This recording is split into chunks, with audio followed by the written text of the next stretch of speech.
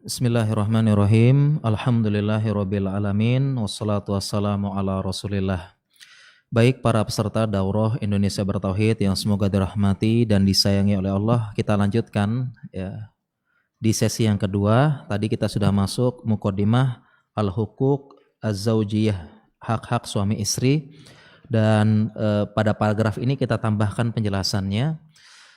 Kenapa dalam Islam itu kan tadi di muqaddimah ditekankan ya pentingnya usroh, rumah tangga yang merupakan labinah, merupakan batu bata dari penyusun masyarakat. Sangat penting. Dan ini terkait dengan hadis yang menceritakan tentang kesuksesan setan.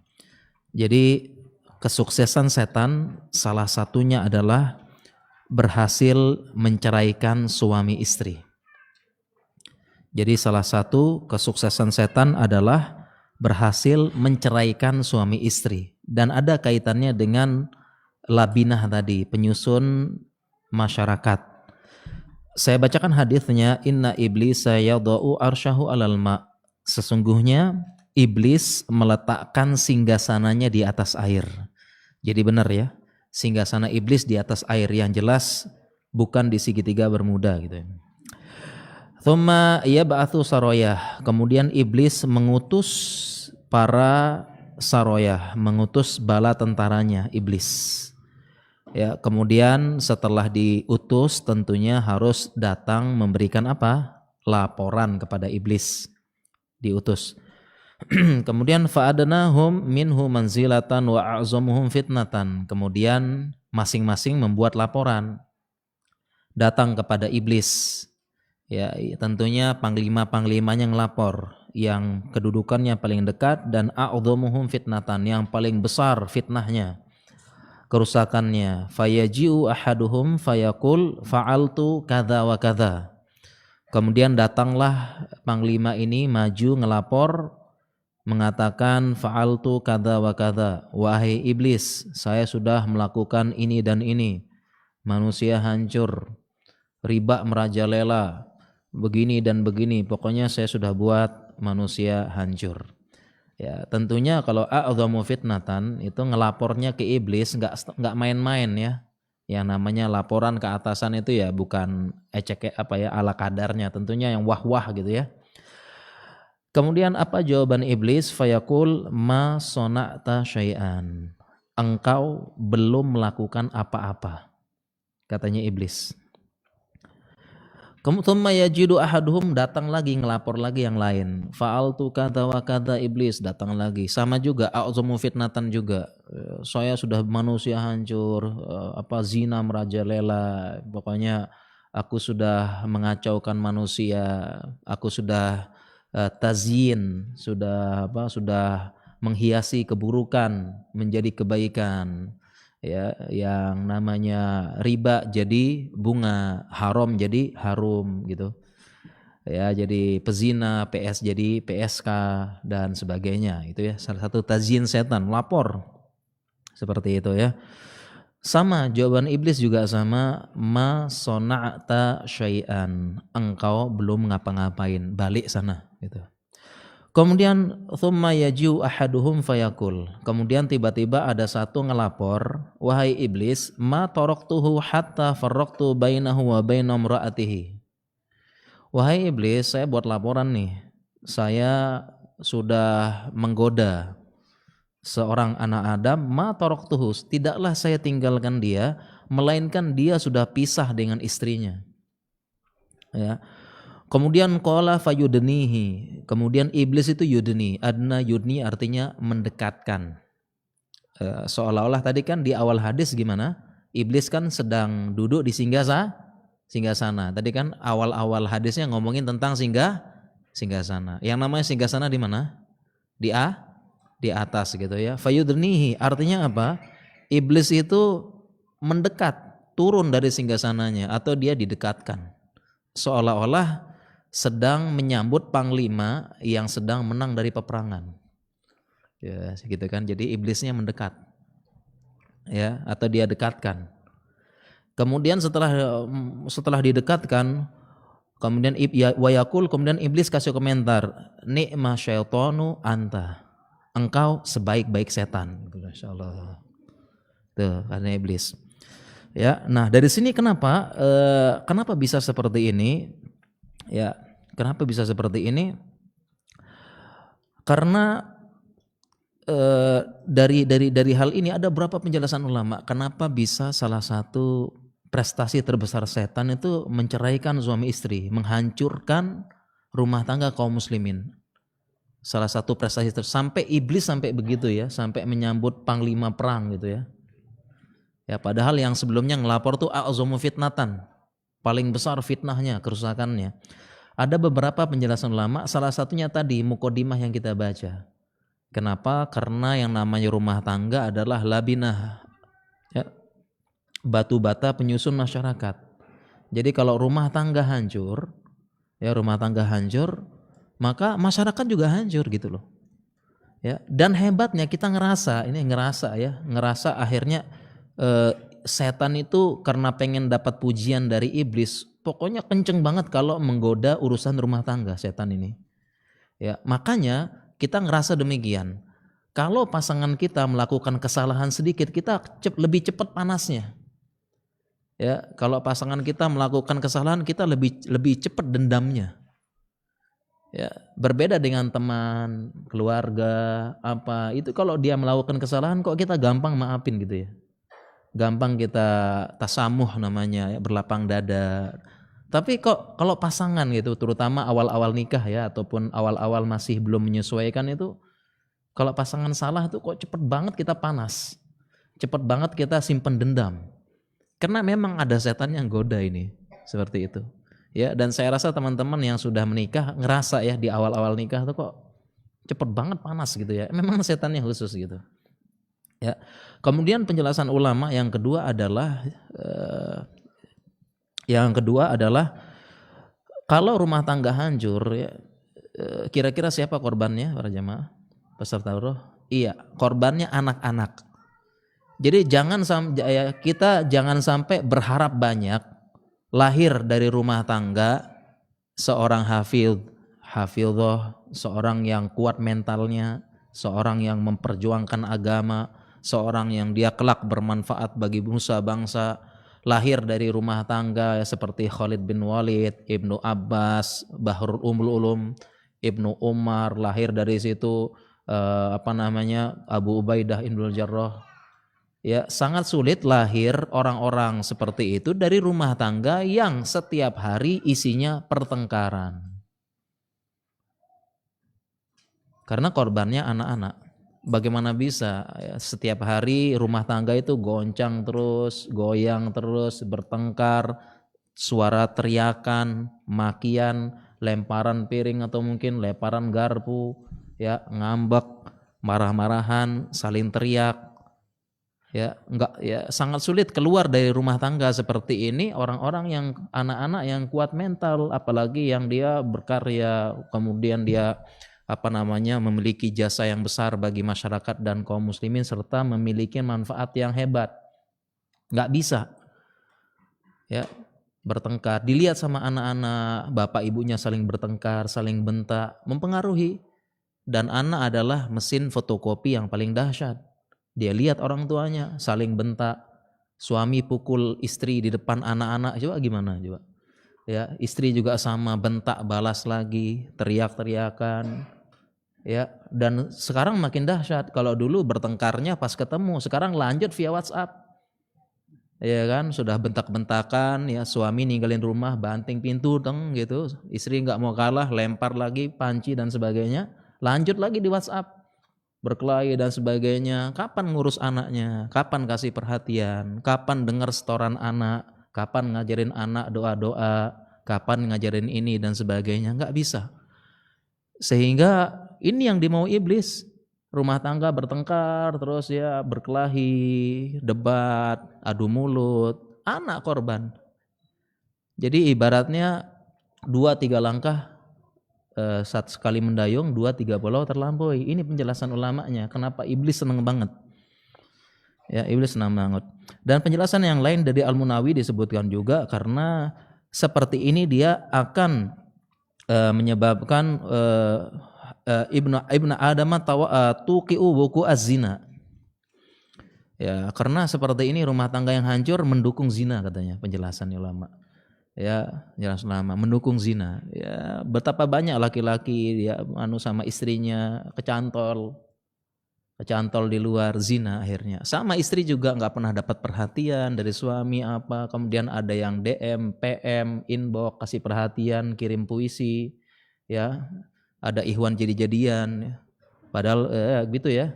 Disebut dengan ikhwan ahlun nazar wa ta'aruf ya, dikit-dikit minta ta'aruf, minta kirim foto, ya, kirim puisi, ahwatnya kelepek-kelepek, padahal puisinya juga kopas, gitu ya, sama gitu. Dan tidak sedikit saya dapat curhat seperti ini ya, akhirnya kena begitu. Laki-laki juga sama, berkelahi sama istrinya, kemana coba, keluar rumah. Ada yang pilihnya kemana? Ada yang ke mall, ke kafe ya. Di sana kemudian lihat perempuan lain, lihat apa, atau curhat dengan teman kantor, berzinah, terjadi perzinahan. Alasan yang ketiga terjadi, ya, itu kenapa iblis demikian? Ya, perzinahan itu, perselingkuhan karena rumah tangga nggak baik, rumah tangga nggak harmonis. Perzinahan, perselingkuhan, rusak juga, sama rusak lagi ini, seperti itu. Ya, ini 3 sebab. Nah, oleh karena itu kalau kita baca ya teman-teman para peserta daurah, kalau baca nanti perhatian ulama terhadap hukuk bainaz zaujaini luar biasa. Ya, berdasarkan hadis ini. Ya, hadis ini. Dan tentunya tips-tipsnya banyak para ulama. Kalau secara umum kita sebutkan ringkas ya. Secara umum banyak. Intinya ya kita ingat kebaikan pasangan. Tadi ya, pura-pura melupakan katanya tadi kan. Ya gudu torf ain, pura-pura lupa. Atau ilmu psikologi modern sekarang mengatakan menikah adalah seni mengalah dan sebagainya. Itu sudah ada dulu ya, para ulama bilang. Ya, menikah adalah seni mengalah. Sudah ada ulama dulu udah ngomongin begitu. Ya, kemudian yang kedua mengenang kembali masa-masa indah di awal pernikahan. Ya, diingat dulu awal-awal kamu tuh ngejar saya. Ya, sampai buat puisi. Mana lagi puisinya, Bang? Udah enggak ada gitu ya. Enggak pernah lagi, ya. Enggak pernah lagi sudah enggak pernah lagi gitu ya. Dan kita mengenang kembali dulu ya awal-awal masa-masa membangun rumah tangga bersama dan sebagainya ya. Dan kemudian kita juga tadi ya mengingat kekurangan. Kalau kita kaget dengan kekurangan pasangan ya, sebenarnya pasangan kita juga kaget juga dengan kekurangan kita gitu loh, sama. Jadi kan kita pernah mikir ya, kaget loh kok dia begitu sih ya, ternyata dia kekurangannya banyak, baru tersingkap setelah menikah. Kan kadang-kadang kita terbesit begitu ya. Nah, ingat-ingat sama juga pasangan kita juga begitu mikirnya ke kita. Kecewa juga dengan kekurangan-kekurangan kita. Itu yang dari arahan dari para ulama. Dan kemudian saling menasehati ya, ketika ada yang salah dan ketika ada yang marah duluan, yang lain berusaha tenang. Terutama yang dituntut suami. Karena suami tadi ya mendahulukan logika. Ya, mendahulukan logika suami seperti itu. Ya, karena istri main perasaan. Jadi kalau ada salah satu yang marah, berusaha salah satunya tenang duluan. Ya, dan ini ada perkataan ulamanya sebagaimana nas dari Abu Darda. Dia berkata kepada Ummu Darda, "Idza ghadibti kalau kamu sedang marah, ya, ardaituki. Kalau kamu sedang marah, maka aku membuat engkau ridho. Wa idza ghadibtu fa'ardini, ya. Kalau gantian aku yang sedang marah, engkaulah buat aku ridho." Artinya memang kalau ada salah satu marah duluan, ya salah satu pasangannya berusaha gitu ya, berusaha tenang. Ini nih perkataan para salaf kita. Fa innaki illam taf'ali dzalika fama asra'a ma natafarraq, katanya Abu Darda. Ya, kalau kita nggak ngelakuin ini, betapa cepatnya kita akan berpisah, seperti itu. Ya, jadi kalau kita cari-cari asar-asar ulama, perkataan-perkataan ulama, sudah ada gitu loh ya. Sudah ada.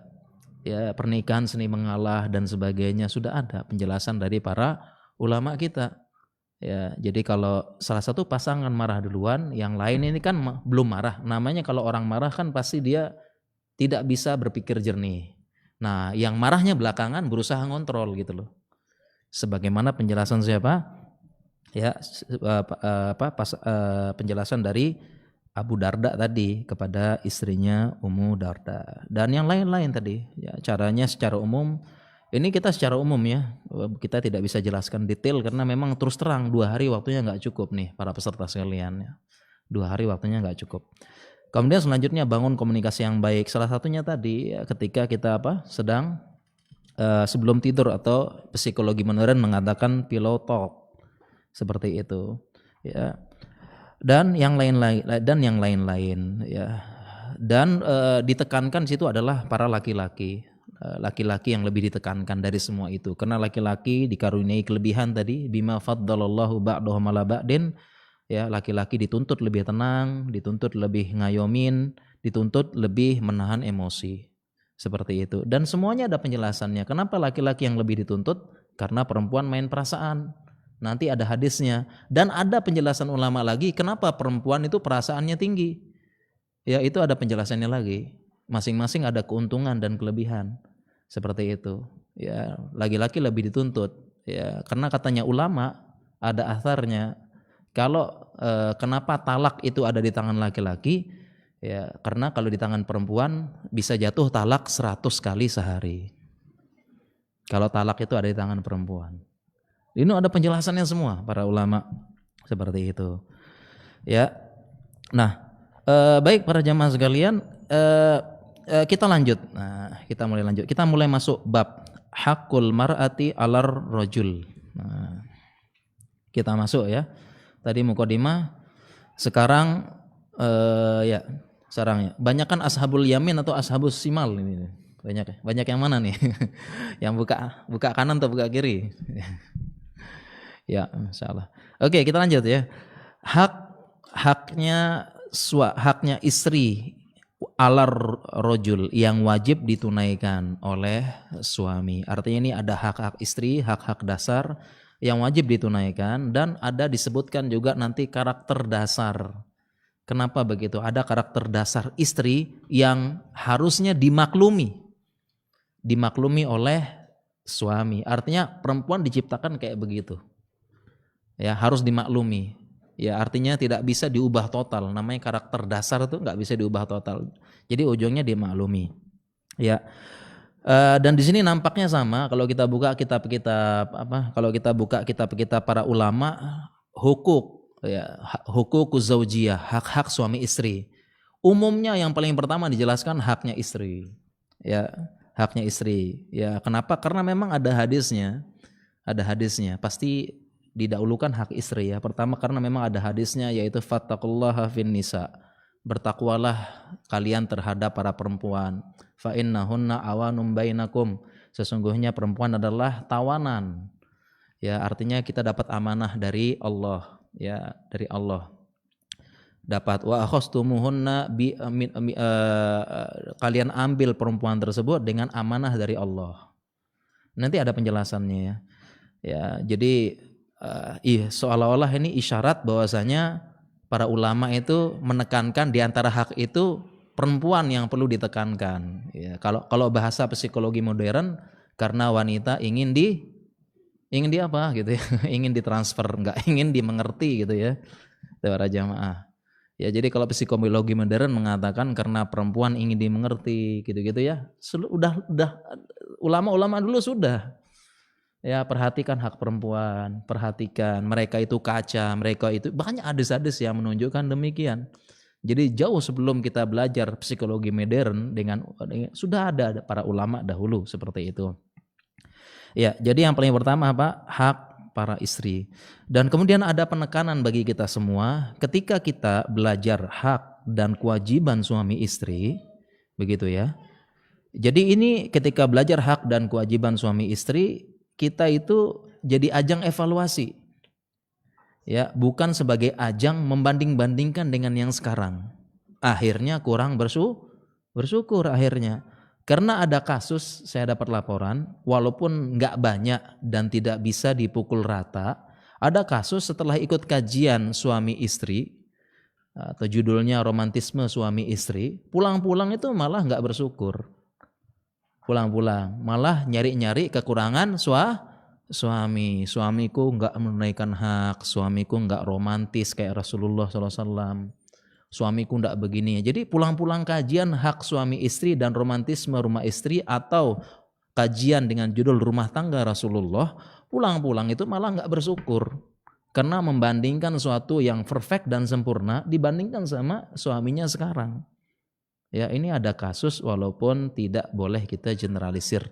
Jadi para jamaah sekalian, kita belajarnya jadi ajang evaluasi kita, bukan banding-bandingkan ya dengan suami, istri, pasangan kita sekarang. Ini peringatan paling pertama gitu ya. Evaluasi diri kita. Gitu ya. Karena nanti kita jelasin perfectnya Islam dalam muamalah dan perfectnya, sempurnanya bagaimana Nabi. Bahkan kalau kita lihat romantismenya Nabi dengan Sallallahu Alaihi Wasallam dengan istri-istrinya, mungkin film-film Korea kalah mungkin. Ya, romantisme yang bikin nangis, bikin kelepak-kelepak gitu kalah dengan romantismenya Nabi Sallallahu Alaihi Wasallam dengan istrinya. Ya, nanti ada apa? Nanti kita sebutkan beberapa hadisnya gitu ya. Romantismenya beliau dengan istrinya. Salah satunya biar nggak penasaran ya. Salah satunya aja misalnya ya. Jadi Aisyah pernah bilang dia lagi haid. Kemudian dia itu minum. Begitu ya. Kemudian pas Nabi SAW minum, ya, jadi Nabi SAW sengaja puter-puter. Dia cari tempat nempel bibirnya Aisyah, kemudian dia minum. Gitu kan. Romantis nggak kira-kira kan ya? Gitu. Jadi Nabi SAW gitu deh. Ada hadisnya. Dan Aisyah mengatakan kuntu haidhon, saya sedang haid. Dan menunjukkan bahwasanya meskipun dan ini ada hadisnya lagi, ini penjelasan detailnya lagi ya. Meskipun istrinya sedang haid, Rasulullah SAW tetap romantis. Ya, kadang-kadang kalau kita ya istri sedang haid itu kan ya dalam tanda kutip, mohon maaf bahasanya agak kasar, belum bisa dipakai gitu ya. Jadi ala kadarnya gitu ya, ala kadar. Istri lagi haid itu ya, pulang kantor mampir kemana dulu gitu ya. Gitu kan kadang-kadang ya. Istrinya lagi tak lampu merah, pulang kantor mampir dulu. Maaf lembur ya, padahal ya ya padahal ini ya. Karena pulang-pulang istri lagi merah juga gitu ya. Ya, tapi kalau dari luar kota, "Dek udah sholat belum, Dek?" "Udah Bang, ngebut ke rumah." Gitu ya. Maaf yang jomblo ya. Gitu ya. Ngebut ke rumah ya. "Udah sholat, Dek?" "Sudah Bang, tadi Bang ngebut langsung ya." Gitu-gitu. Nah, Aisyah bilang saya sedang haid. Itu menunjukkan bahwasanya Nabi SAW meskipun istrinya haid, dia tetap dia romantis, tetap memperlakukan istrinya romantis, dan itu adalah salah satu romantis yang dibongkar oleh Aisyah. Masih ada yang lain-lain lagi yang tidak ada dalam hadis. Kan nggak mungkin semuanya diceritain gitu ya. Salah satunya seperti itu. Ya, jadi di film-film itu makan ini bersama ya, makan ini gini-gini. Aisyah sama Nabi SAW sudah romantis ya. Jadi sengaja dia cari-cari tempat bibirnya Aisyah nempel gitu. Begitu juga dalam hadis Nabi SAW makan Aisyah makan daging, sama juga dia ambil daging dan sengaja dia puter-puter, nunjukin supaya dia lagi nyari-nyari di mana bekas gigitannya Aisyah, dia ambil dia gigit. Seperti itu. Ya, kurang lebih seperti itu ya. Nah, jadi hak kita jangan sampai kita pulang-pulang dari roh ini malah banding-bandingkan, tidak bersyukur. Ini ajang evaluasi. Kita lanjutkan, kita baca. Yaqulullahu ta'ala wa min ayatihi an khalaqalakum min anfusikum azwaja. Dan di antara tanda kebesaran Allah yaitu Allah menciptakan dari diri kalian pasangan. Ya, Adam dan Hawa. Dan keturunannya, berpasang-pasangan. Ya, dan di sini dalil bahwasanya Allah itu menciptakan segala sesuatu itu ada pasangannya. Ya, rusa jantan, rusa betina, ini ada azwajan. Dan ini sekaligus dalil bahwasanya yang namanya sendiri enggak enak. Ya, dalil sendiri ya, atau bahasa kasarnya mohon maaf ya, jomblo tuh merana gitu. Bahasa kasar gitu ya. Merana ya. Azwaja, berusaha. Ya, sama di juga makanya ada hadisnya ma fil jannati azab. Ya, di surga enggak ada jomblo. Ya, di surga enggak ada jomblo. Jangan khawatir yang jomblo-jomblo ya. Bukan maksudnya mati jomblo enggak masuk surga, bukan. Ya, tetapi masuk surga itu apapun kondisinya, mau cerai mati, cerai ini pasti ada pasangannya gitu ya, kebahagiaan.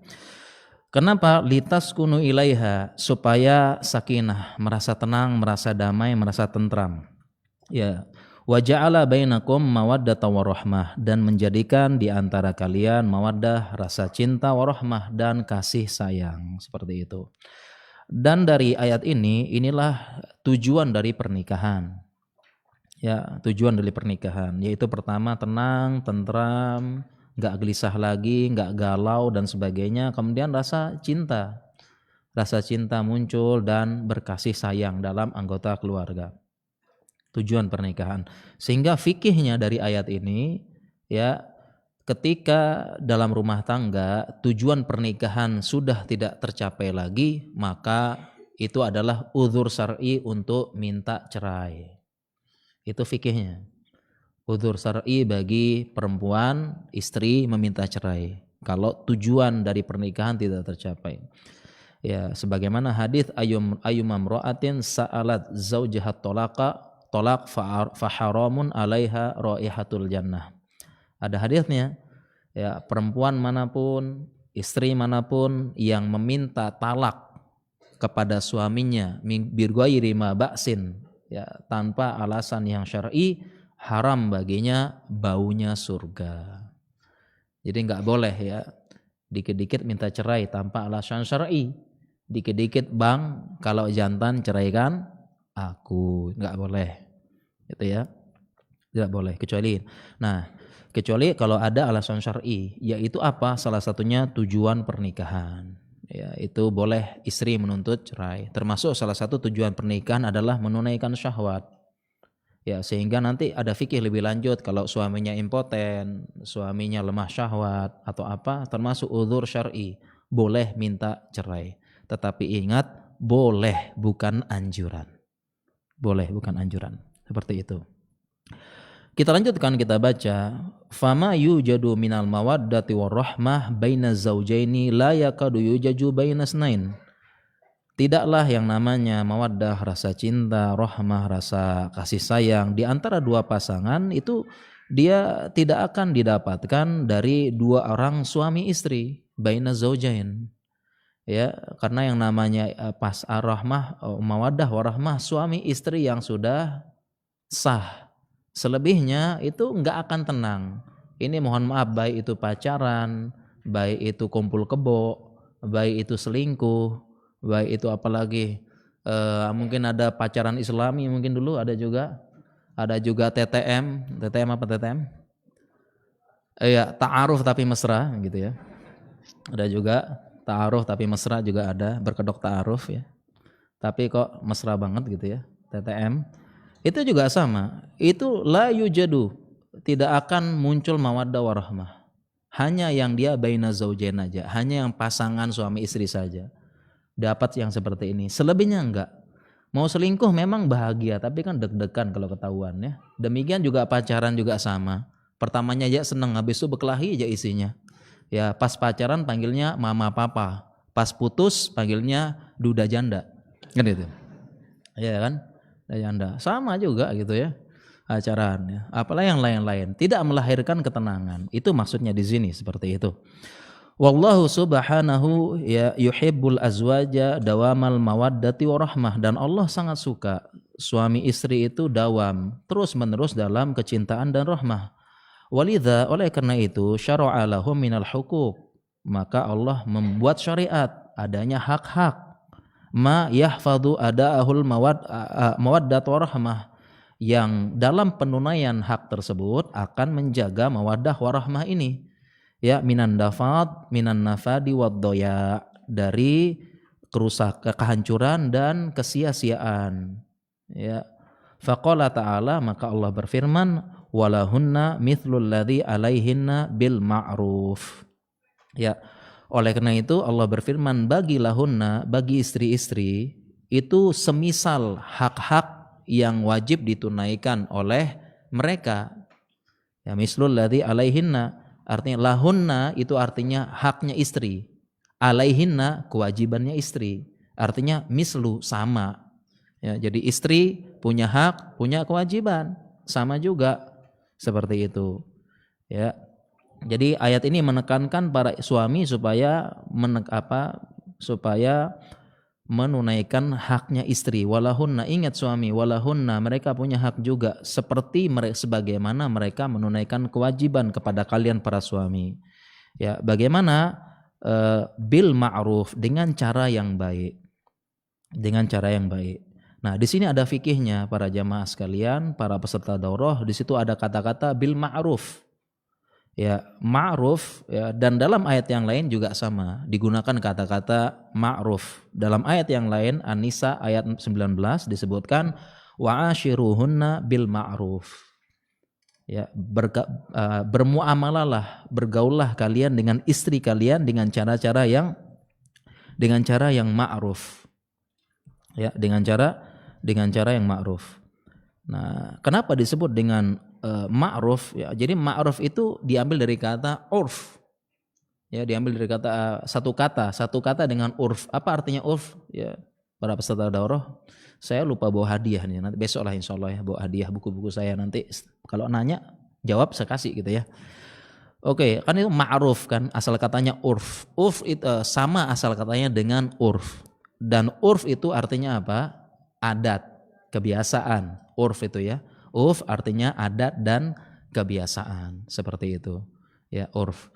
Nah, oleh karena itu wa'ashiruhunna bil ma'ruf, bergaulah dengan istri dengan cara yang urf atau ma'ruf. Itu maksudnya adalah di sini ada fikih berarti. Fikih mempergauli istri, yaitu sesuai dengan urf setempat. Sesuai dengan adat setempat. Sesuai selama tidak menyelisihi syariat.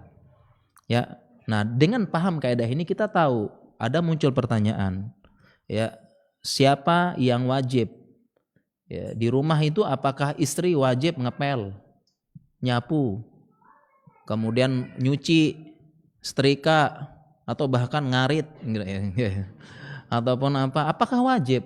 Apakah wajib istri itu ngepel, nyapu, cuci piring, setrika dan sebagainya? Apakah wajib? Bagaimana batasannya? Jawabannya kaidah ini, bil ma'ruf, yaitu caranya sesuai dengan urf. Nah, sehingga muamalah dengan istri itu tergantung dengan urf setempat. Ya, zaman, waktu, tempat, sosiologi, kultural dan sebagainya, selama tidak bertentangan dengan syariat.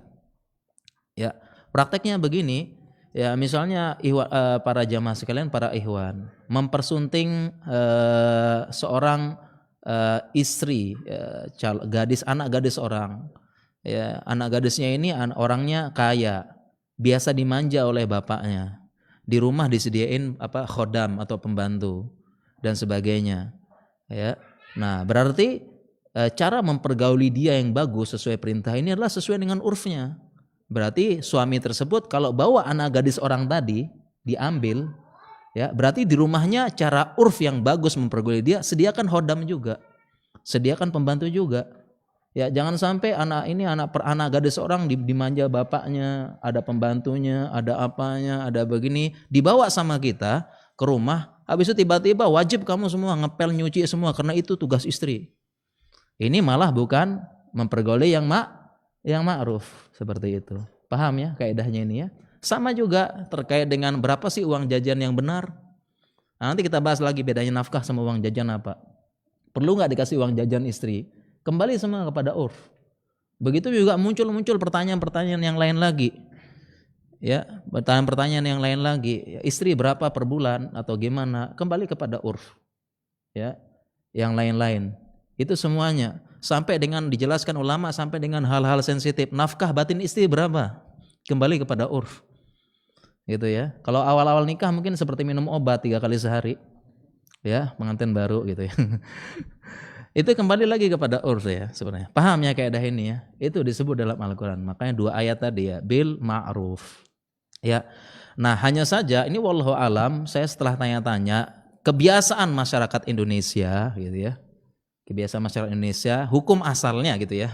Bahwasanya memang ya bersihin rumah, ngurus rumah dan sebagainya itu adalah tugasnya siapa? Tugasnya istri. Ini kebiasaan, urfnya masyarakat Indonesia secara umum. Tapi saya nggak tahu ya, kalau kita spesifikkan kembali tafsil ke kota-kota ini nggak tahu ya. Tapi setahu saya seperti itu. Tugasnya istri memang apa ya, dia apa namanya ini istilahnya nyapu apa dan sebagainya. Termasuk saya juga, saya punya teman di Aceh gitu ya, atau tempat tertentu dia bilang pokoknya kalau istri sudah melahirkan, suami wajib mendatangkan khodam khusus dia. Ya apa namanya, khodim ya, kok khodam ya. Khodimah ya, kok khodam ya. Efek ngantuk nih udah siang. Ya, khodimah ya. Ya, khodimah ya artinya apa namanya, yang bantu. Ya, jadi urf di daerah setempat itu kalau istri sudah dekat-dekat melahirkan, maka pihak suami itu dia istilahnya yang membayar jasa khodimah, membantu istri tersebut dari mulai melahirkan sampai nanti sudah agak gede. Ya, dan itu di luar dari mohon maaf ART, asisten rumah tangga, di luar. Itu ada. Kalau seperti itu urfnya wajib dia datangkan dalam rangka muamalah yang baik terhadap istri, seperti itu. Ya, dalam rangka muamalah yang baik terhadap istri, seperti itu. Ya. Nah, dan di sini juga ada perintah disebut wa'ashiruhunna, berbuatlah yang ma'ruf, berbuat baiklah, pergaulilah istri dengan yang baik. Ya, dan di sini ada keajaiban hadis Nabi Shallallahu alaihi wasallam. Ada keajaiban hadis Nabi Shallallahu alaihi wasallam. Kenapa saya sebut ini keajaiban? Karena penjelasan ulamanya luar biasa. Hadisnya tersebut berbunyi, akmalul mu'minina imanan ahsanuhum khuluqa wa khiyaruhum li nisaihim. Ya, ini hadisnya ma'ruf insyaallah ya. Mukmin yang paling baik, yang paling sempurna keimanannya adalah yang paling baik akhlaknya. Paling baik akhlaknya, dan sebaik-baik kalian sebaik-baik mereka hiyaruhum li nisaihim, yang paling baik akhlaknya terhadap istri. Ya, atau dalam hadis yang lain, riwayat yang lain adalah khairukum li ahlikum, gitu ya. Sebaik-baik kalian yang paling baik terhadap keluarganya, dan dalam silsilah ahl yang paling atas itu adalah istri. Dalam silsilah ahl, kata-kata ahl dalam bahasa Arab itu tercakup suami, istri, anak apa, dan yang paling atas itu adalah istri. Makanya dua hadis ini saling menguatkan ya, dan insya Allah para jamaah sering dengarkan sebaik-baik kalian yang paling baik terhadap siapa? Istrinya. Ditekankan dalam syariat. Sekarang ada penjelasan yang saya bilang tadi luar biasa dan ajaib. Ya, sekarang kalau laki-laki ditanya apa namanya, kan ada hadis terkenal ya, bahwasanya surga di bawah telapak kaki ibu. Ya, kalau hadis yang berbunyi al jannatu tahta aqdamil ummahat, ini hadisnya dhaif. Hadisnya dhaif ya. Surga di bawah telapak kaki ibu, hadisnya dhaif, tetapi ada hadis yang semakna yang derajatnya sampai hasan, yaitu disebutkan al jannah tahta saqaiha, yaitu sama ya, surga di bawah kakinya. Jadi sama ya. Cuma yang tadi, yang hadis masyhur tadi itu dhaif. Tapi ada hadis yang lain yang bunyinya sama, seperti itu. Nah, kalau memang surga di bawah telapak kaki ibu, ya kenapa hadisnya tidak berbunyi khairukum li ummikum atau li ummahatikum? Kenapa enggak demikian? Kan harusnya kalau kita main logika nih kan, teman-teman ya, jemaah ya. Kalau kita main logika kan harusnya kan surga di bawah telapak kaki ibu. Kalau kita pengen masuk surga cari ridho ibu, kan harusnya hadisnya berbunyi sebaik-baik kalian khairukum li ummahatikum, harusnya begitu ya kan hadisnya kan logis enggak? Logis ya. Ya harusnya kan begitu hadisnya, seperti itu. Ya.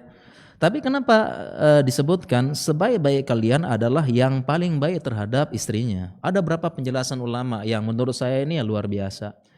Yang pertama gitu ya, kenapa sebaik-baik orang itu adalah yang paling baik terhadap istrinya? Yang pertama penjelasannya adalah karena yang namanya istri itu adalah pasti bawahan suami. Yang namanya istri pasti bawahan suami. Makanya dalam hadis lain disebutkan tentang imra'atun Nuh wa imra'atul Lut, disebutkan kanata tahta abdaini min ibadina.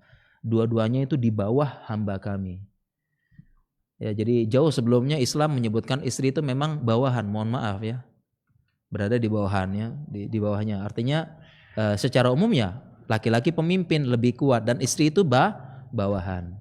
Nah, dari sini ulama menjelaskan bahwasanya Yang namanya seseorang, akhlak sebenarnya baru muncul ketika dia bermuamalah dengan bawahan.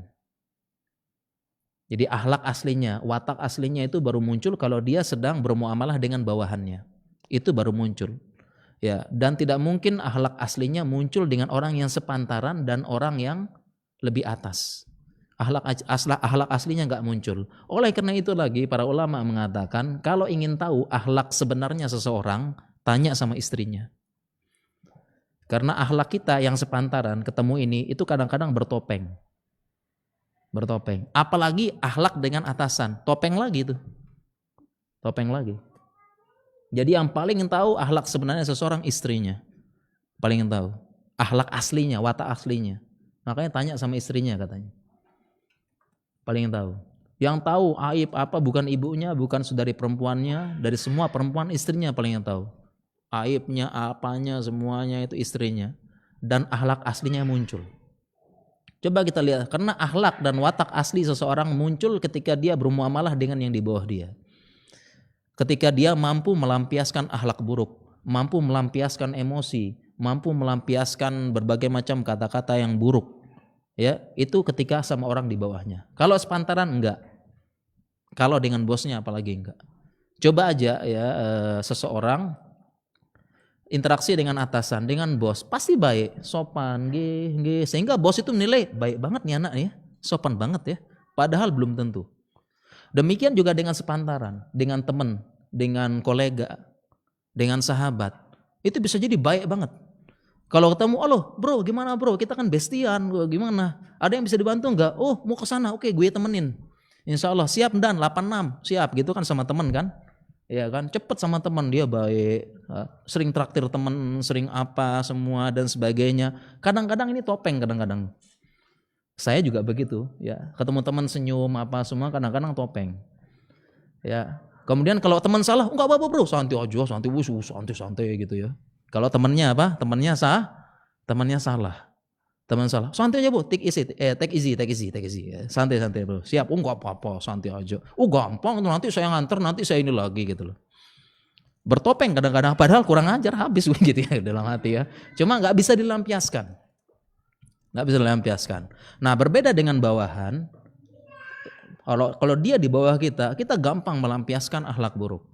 Makanya banyak bos-bos marah sama bawahan, banting meja, pukul meja apa dan sebagainya, dia bisa keluarkan, melampiaskan akhlak buruk. Dan salah satu bawahan tersebut adalah istri di rumah. Ya, jadi gampang. Ya, tinggal marahin aja istri, tinggal bentak, tinggal apa, tinggal ini mudah. Gampang, karena dia bawahan, secara fisik, secara apa, gampang. Bisa melampiaskan akhlak buruknya. Ini alasan pertama. Alasan pertama hadis ini.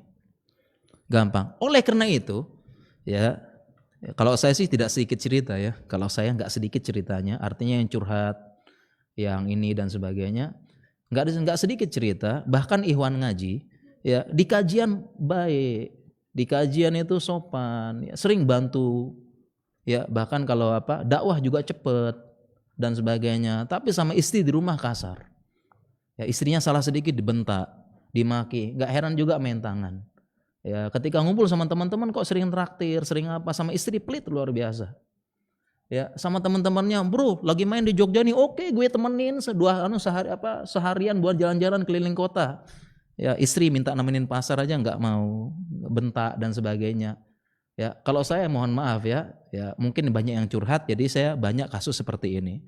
Bahkan kadang-kadang kita heran, kita kaget, nggak nyangka gitu loh. Perasaan baik deh sama kita. Dia interaksinya baik, muamalahnya baik. Ternyata pas istrinya curhat kok kayaknya benar-benar nggak punya akhlak begitu. Nggak punya akhlak. Dari sisi tanggung jawab, nafkah dan sebagainya, nggak punya akhlak. Dan itu adalah akhlak sebenarnya yang ditimbang oleh Allah Subhanahu wa taala. Itu loh. Jadi bukan akhlak topeng kita ini. Bukan. Nah, makanya salah satu menilai akhlak kita, dan katanya ulama salah satu evaluasi kita ini evaluasi kita ini adalah coba lihat muamalah kita sama istri. Kalau kita baik muamalah dengan istri, insya Allah itu timbangan yang sebenarnya nanti yang ditimbang sama Allah di akhirat. Ya, Ya, karena kita kadang-kadang ya terus terang aja, saya juga sama, ketemu sama teman-teman kadang-kadang saya bertopeng. Ya, bukan itu sebenarnya. Apalagi sama atasan saya topengan terus.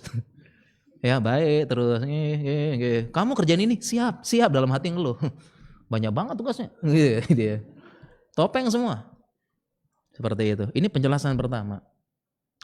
Makanya kita para suami termasuk saya, kalau kita pengen evaluasi dan ajibnya, ini ajibnya lagi, ya ajibnya, misalnya luar biasanya, ajaibnya hadis ini, pembukaan hadisnya apa? Akmalul mu'minina imanan, yang paling sempurna imannya, ahsanuhum khuluqa, dikaitkan istri, akhlak, iman. Ini ajaib, makanya saya bilang dari awal ajaib, dia dikaitkan istri, akhlak, keimanan. Ya, jadi makanya tadi salah satu evaluasi kita kan muhasabah ya, iman kita sampai mana dan sebagainya. Ya kita lihat akhlak kita. Ya karena nggak mungkin seseorang imannya bagus, akhlaknya jelek, nggak mungkin. Ya yang ada itu orang tuh ilmunya tinggi tapi imannya rendah, sombong artinya kan banyak sekarang. Ya yang ada tuh adalah ilmunya tinggi, imannya rendah, sombong, ya gampang debat, kasar ada. Tapi kalau orang sudah imannya bagus, akhlaknya bagus, makanya dikaitkan. Nah di antara akhlak itu semua yang paling bagus sama istrinya. Penjelasan yang pertama. Penjelasan yang kedua dari hadis ini adalah kenapa? Karena seseorang kalau ingin melampiaskan akhlak buruknya itu nggak mungkin di depan orang. Pasti di tempat yang tertutup. Ya, dan dengan istri tempatnya tertutup, yaitu rumah buyutuna auratun. Rumah adalah aurat, tertutup. Sehingga nggak ada yang lihat. Jadi gampang aja, dia gampang ya di rumah tertutup, nggak ada yang lihat, nggak ada CCTV gitu ya, nggak ada apa. Jadi main apa ya, tinggal ngelampiaskan aja, marah, emosi apa, main banting pintu, teriak apa, semua tuh gampang. Dan itulah akhlak sebenarnya. Jadi kalau kita begitu ya itu akhlak kita sebenarnya. Tertutup. Ya berbeda mungkin di publik. Di publik coba aja bos perusahaan. Ya nggak ada marah-marah di publik, dipanggil dulu semua ke ruangannya. Lo dipanggil bos ke ruangan. Aduh apes gue dah, gitu ya. Nggak ada, bosnya bos aja gitu ya, atasan. Nggak ada marah-marah di tempat kadang-kadang. Dipanggil dulu ke ruangan. Ya nanti dalam ruangan barulah dia lampiaskan semuanya dan sebagainya sama. Ya jadi ada dua alasan ini. Ya alasan ini. Nah oke. Nah oleh karena itu ya. Ya, oleh karena itu makanya dalam disebut dalam ayat tadi sebutnya walahunna mislul ladzi alaihinna bil ma'ruf. Ya, perhatikan kata-kata ma'ruf tadi. Ya. Ini apa namanya? Hak yang pertama. Ya, hak pertama dari istri ya, dari ini ya. Kita lanjutkan. Nah, insyaallah ya. Kita lanjutkan. Inna linisaikum alaikum haqqan. Sesungguhnya ya ada hadis yang berbunyi sesungguhnya bagi para istri kalian ada hak yang wajib kalian tunaikan. Wa awwalu dzalika, yang paling penting paling pertama adalah ayu asyir rajulur ma'ata il imra'ata bil ma'ruf. Ya hendaknya seorang laki-laki bermuamalah dengan istrinya dengan bil ma'ruf sebagaimana tadi ayat yang tadi ya, liqaulihi ta'ala wa ashiruhunna bil ma'ruf. Ya, berbuatlah baik. Ya, berbuatlah baik. Ya, dan tadi saya sebutkan bahwasanya yang paling pertama istri ditekankan. Ya, ditekankan. Dan dalam Islam luar biasa lagi bahwasanya Nabi SAW pernah berwasiat khusus kepada laki-laki, kepada suami untuk perempuan, untuk menjaga istrinya. Ya, sebagaimana hadis beliau bersabda, "Man kana yu'minu billahi wal yaumil akhir," dikaitkan dengan keimanan kepada Allah dan hari akhir, fala yu'dhi jarahu, jangan mengganggu tetangga, wastausu bin nisa'i khaira, aku berwasiat kepada kalian untuk berbuat baik kepada para perempuan. Ya, fa innahunna awanun indakum. Nabi SAW mengatakan sesungguhnya para perempuan adalah awanun bainak indakum. Ya, awanun maknanya adalah istirot atau dimaksud dengan tawanan. Maka terjemahnya adalah sesungguhnya perempuan ini adalah tawanan bagi kalian. Ya, jadi Nabi SAW memisalkan istri itu adalah awanun, tawanan bagi kalian. Ini ada dua sisi. Sisi yang pertama dari perempuan. Sisi pertama dari perempuan, yaitu perempuan itu hati-hati dalam memilih suami. Karena sekali dia pilih suami, seperti tawanan, susah lepas. Jadi permisalan ini cocok untuk, dan memang luar biasa gitu ya, pemilihan kata dan sebagainya, hadis-hadis ini. Ya, awanun ini dari dua sisi, dari perempuannya, dari istrinya, dari laki-lakinya. Ya, dari laki-lakinya. Pertama, Nabi SAW mengatakan awanun, ya, istri adalah tawanan, dan ini nasihat bagi para perempuan, bahwasanya hati-hati memilih suami, karena sesungguhnya suami itu akan menawan kalian persis. Kenapa? Karena yang namanya sudah ditawan susah lepas. Ya enggak, ada enggak tawanan gampang dilepasin? Enggak ada. Artinya apa? Jangan salah pilih, menyesal. Kalau sudah menyesal enggak bisa lepas, susah lepasnya. Dan betapa banyak kasus seperti ini. Dan saya katakan tidak sedikit perempuan yang sudah terlanjur salah memilih, mau ngelepas nggak bisa. Kenapa demikian? Pertama, ada yang malu. Yang kedua, ada yang mikirkan anaknya. Jadi dia rela hidup sengsara, bentakan, pukulan, apa, dia mikirin anak. Dia rela demi anaknya. Seperti itu. Susah lepas. Dan ini fakta. Dan benar hadis Nabi SAW. Awanun, tawanan. Banyak yang istri-istri tertawan seperti ini. Ya, salah milih. Salah milih. Ketika memilih, dia tidak mendapati suaminya seperti yang dia sangka.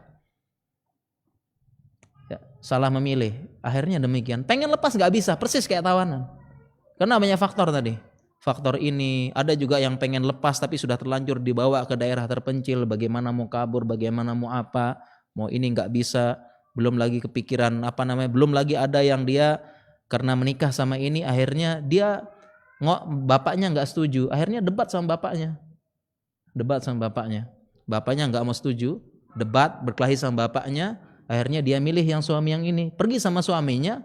Dia kiranya suaminya adalah pengganti ideal, bahkan lebih baik dari bapaknya, tetapi dia dapati suaminya seburuk-buruk manusia. Ya, mau balik ke bapaknya gengsi susah lepas. Dan yang paling banyak adalah sudah punya anak 1-2, dia rela kadang-kadang hidup susah, hidup ditekan, ya, teror, caci maki itu semua demi anaknya. Awanun dan fakta. Ya, awanun disebutkan. Ya, sekali pilih. Ya, dan ini terjadi, ya, awanan. Jadi tawanan susah lepas terjadi. Kenapa? Ditambah lagi di zaman sekarang, ya banyak ya laki-laki yang dia itu serigala tapi berjubah kelinci.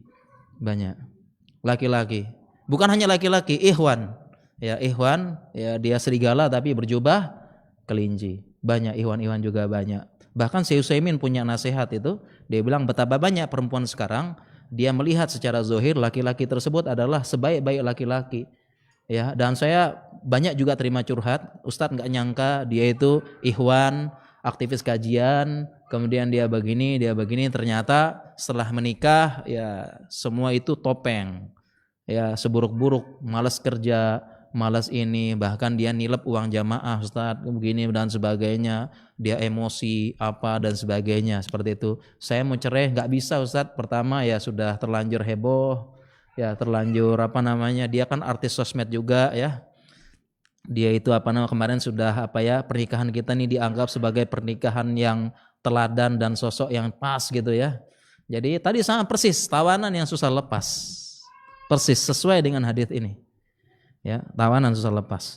Banyak di zaman ini ya, serigala berbaju kelinci, bukan hanya laki-laki, bahkan juga para ikhwan juga. Sama. Makanya perempuan hati-hati. Ya, sekali hati-hati memilih, sekali pilih susah lepas sebagaimana tawanan. Dan dari sisi laki-laki disebutkan, kenapa perempuan tawanan laki-laki? Karena perempuan itu tawanan, makhluk lemah, makanya kita lindungi. Oleh karena itu, kalau kita baca fikih-fikih, ya bagaimana para sahabat memperlakukan tawanan, itu memperlakukan tawanan dengan baik. Ya, sebagaimana tawanan di dalam sirah nabawiyah, ya semua tawanan Badar itu mereka kaget. Kenapa? Karena mereka diberikan makanan yang sama atau bahkan lebih baik dari yang menawan. Seperti itu. Dan ini perintah dalam Islam, memperlakukan tawanan dengan baik. Ya, dengan baik. Dan masih banyak lagi para jamaah sekalian, para peserta daurah, hadis-hadis yang menjelaskan tentang ini. Supaya laki-laki itu menunaikan hak perempuan, jaga, diperhatikan banget dan sebagainya. Jadi jauh sebelum ada ungkapan wanita ingin dimengerti, wanita pengen dipahami begitu ya. Islam sudah menyuruh perhatikan hak perempuan tersebut. Ya, bahkan dalam hadis yang lain disebutkan ittaqullaha fin nisa. Bertakwalah kalian wahai laki-laki dalam urusan istri-istri kalian. Ittaqullah itu adalah bertakwalah, takutlah. Takutlah, jangan main-main. Kemudian Nabi SAW melanjutkan fa innakum akhadtumuhunna bi amanatillah. Karena kalian mengambil perempuan ini akhadh dengan amanah dari Allah. Kalian ambil tuh amanahnya dari Allah. Ya, amanahnya dari Allah. Ya, jangan main-main, kalian ambil tuh dari Allah begitu. Ya, kalau kita kasih gambaran dari penjelasan para ulama, ya contoh begini sekarang ya, kita punya atasan gitu, ya, dia bilang sama kita, saya mau ke luar negeri nih, ya 2 pekan, ya cuma saya baru beli mobil Pajero, panas Jobo Jero gitu ya, punya mobil, ya saya cuma percaya sama kamu, ini amanah saya titipkan sama kamu gitu. Nah kira-kira bagaimana? Ya, kalau kita dapat amanah dari bos, ya mobil tersebut, gimana kira-kira, jaga apa enggak? Dijaga, jangan sampai lecet. Ya kalau hujan ditutup, ya kadang-kadang kita merelakan garasi rumah kita untuk punya bos aja lah, kita di luar aja gitu. Kita jaga kan? Kenapa? Amanahnya dari siapa? Dari atasan kita. Nah, sedangkan hadis ini bi amanatillah. Kalian ambil itu dengan amanah dari Allah. Ya, jadi kalau bos aja kita jaga amanah tersebut, ya, apalagi amanahnya dari siapa? Dari Allah Subhanahu wa taala. Rabb semesta alam udah ngasih amanah, tentu harus dijaga, ditunaikan, dipelihara bagus-bagus dan sebagainya. Itu. Dan Nabi SAW melanjutkan lagi, wastahlaltum furujahunna bi kalimatillah, dan kalian menghalalkan kehormatannya, ya ini secara furujahun itu maksudnya ya kemaluan ya. Farji, jamak dari farji. Farjun. Dan kalian halalkan kemaluan perempuan tersebut dengan kalimat dari Allah. Ya, kalian halalkan karena dalam Islam tuh kehormatan itu sangat penting. Ya, sangat penting. Kehormatan itu sangat penting. Kalian telah halalkan dengan kalimat dari Allah. Jangan main-main seperti itu. Ya. Jadi ini perintah dalam Islam. Ya, jauh sebelumnya sudah ada penekanan supaya tadi ya mau dipahami, dijaga dan sebagainya sudah ada seperti itu, dan ini semua adalah amanah dari Allah. Dan kenapa disebut ya amanah dari Allah? Jadi dalam akad nikah itu jangan main-main ya. Ya bahkan disebut dalam ayat yang lain akad nikah disebut dengan mitsaqun ghaliza wa akhadna minhum mitsaqun ghaliza. Dan kalian ambil dan kami ambil misakun golizo. Misak itu artinya perjanjian, goliz artinya berat. Ya, goliz artinya berat. Misakun golizo, kami ambil perjanjian yang berat. Ya, misakun matorun goliz, hujan yang lebat dan berat. Ya, misakun golizo, kami ambil kalian dari misakun golizo, itu salah satu tafsirnya adalah akad pernikahan. Kenapa? Akad pernikahan itu bukan sekedar akad ya. Ya, walaupun kalau kita bicara fikih nggak mesti salaman ya. Ya, kalau kita bicara fikih akad nikah nggak mesti salaman. Nggak mesti ya. Cuma kita di sini urfnya salaman gitu ya. Salaman. Nah, secara kenapa disebut misaqan ghalidha? Jadi kita itu akad nikah gitu ya. Salaman itu kita bukan sembarangan itu. Di situ ada akad dunia akhirat. Jadi jangan sembarangan. Jadi kita bukan main-main ini. Bukan sekedar akad jual beli. Akad dunia akhirat. Kalau jual beli kadang-kadang urusannya di dunia. Ini urusan dunia akhirat. Kenapa? Ketika kita melakukan akad, nikahi anak gadis orang, ngambil anak orang itu, ya anak perempuan orang.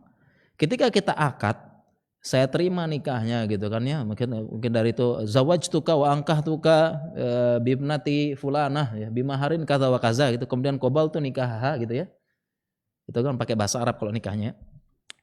Nah itu setelah bilang qabil tuh saya terima, Ya, di situ terjadi perpindahan kewajiban bukan hanya dunia akhirat juga. Karena sejak saat itu ya, kalau sejak saat itu tanggungan tanggungan dunia akhirat berpindah dari bapaknya pindah ke kita. Ketika perempuan ini, seorang perempuan, ya, ketika dia melakukan maksiat, ya, kalau belum menikah, yang ditanya bapaknya, ditanya sama Allah di hari kiamat nanti, di sidang, kenapa anakmu nggak jilbaban? Itu di sidang sama Allah nanti, dipanggil, nggak main-main. Kenapa anakmu nggak jilbaban? Kenapa anakmu kamu biarin keluar malam? Di sidang sama Allah, bapaknya. Nah, setelah kita menikah, begitu kita bilang qabil tuh pindah ke kita. Selanjutnya kita yang ditanya. Kenapa istrimu begini? Kenapa istrimu nggak sholat? Kenapa istrimu kamu begini? Kenapa kamu? Artinya ditanya. Pertama ditanya, sudah belum kamu nasehatin? Sudah belum kamu ini? Ditanya sama Allah. Semua tindak tanduk istri yang dia itu kita ditanya sama Allah Subhanahu Wa Taala. Jadi sejak bilang qabil tuh pindah ke kita. Pertanyaan tersebut di hari kiamat nanti berpindah. Ya, kenapa istrimu malas ngaji? Kok istrimu dia sering posting-posting di Facebook, cental-centil di Instagram? Kok istrimu begitu ya? Istrimu sering sering berhias, sering tabarruj ya, sering joget-joget di TikTok istrimu. Itu ditanya suaminya nanti, disidang sama Allah. Sejak bilang qabil itu tersebut. Makanya disebut wa akhadna minkun misaqun ghalidh. Kami ambil misaqun ghalidh. Kami ambil perjanjian yang berat. Enggak sembarangan itu. Ditanya. Ya, ditanya seperti itu. Ya. Kita lanjutkan ya. Lanjutan ya. Wa dzalika bi ayyut ima idza ta'ima. Ini masih yang pertama ya.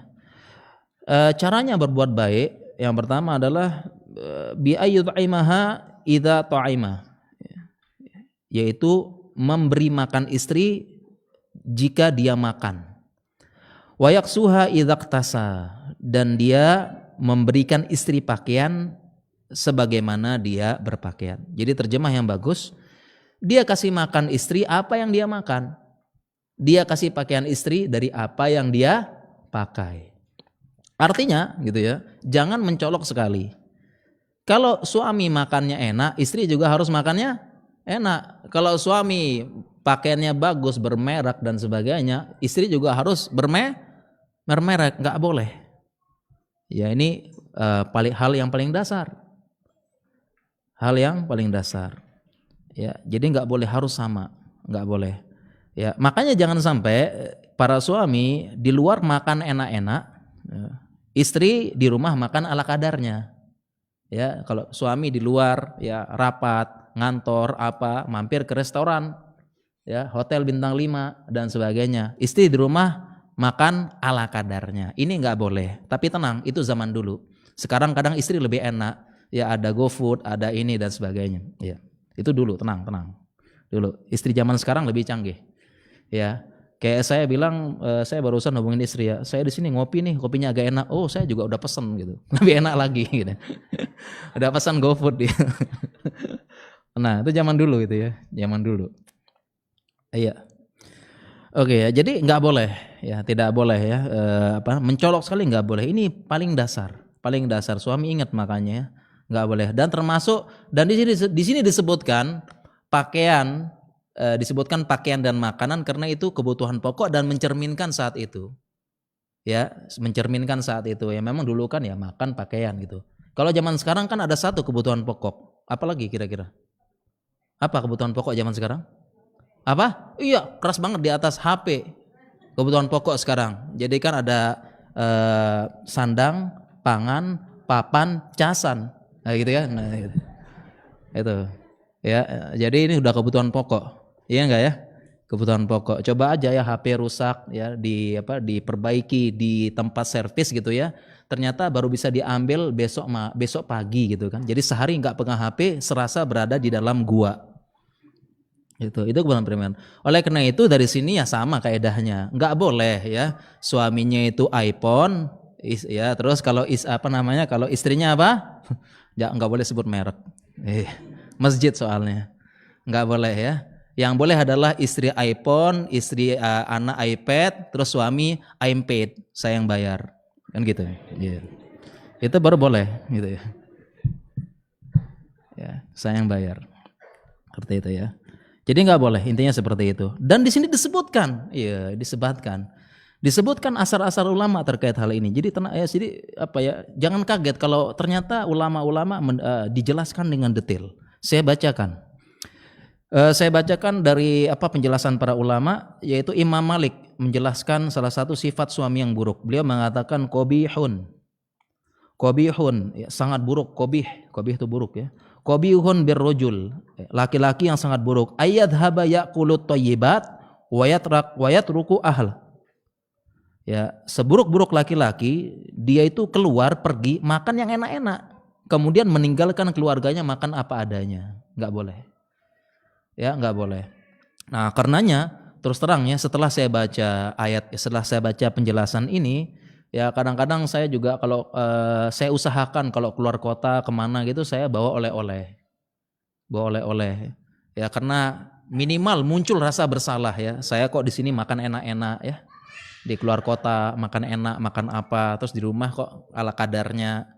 Itu minimal muncul perasaan bersalah mengingat hadis ini dan mengingat kewajiban kita ya ayut imaha idza tu'ima. Ingat hadis ini, minimal muncul rasa bersalah. Saya setelah baca itu muncul rasa bersalah ya, kalau saya makan enak-enak, istri enggak. Tapi setelah ada tadi ya yang GoFood semuanya enggak. Lebih canggih yang di rumah. Ya, di rumah lebih canggih. Siap. Kita lanjutkan para jamaah ya, masih kita lanjutkan.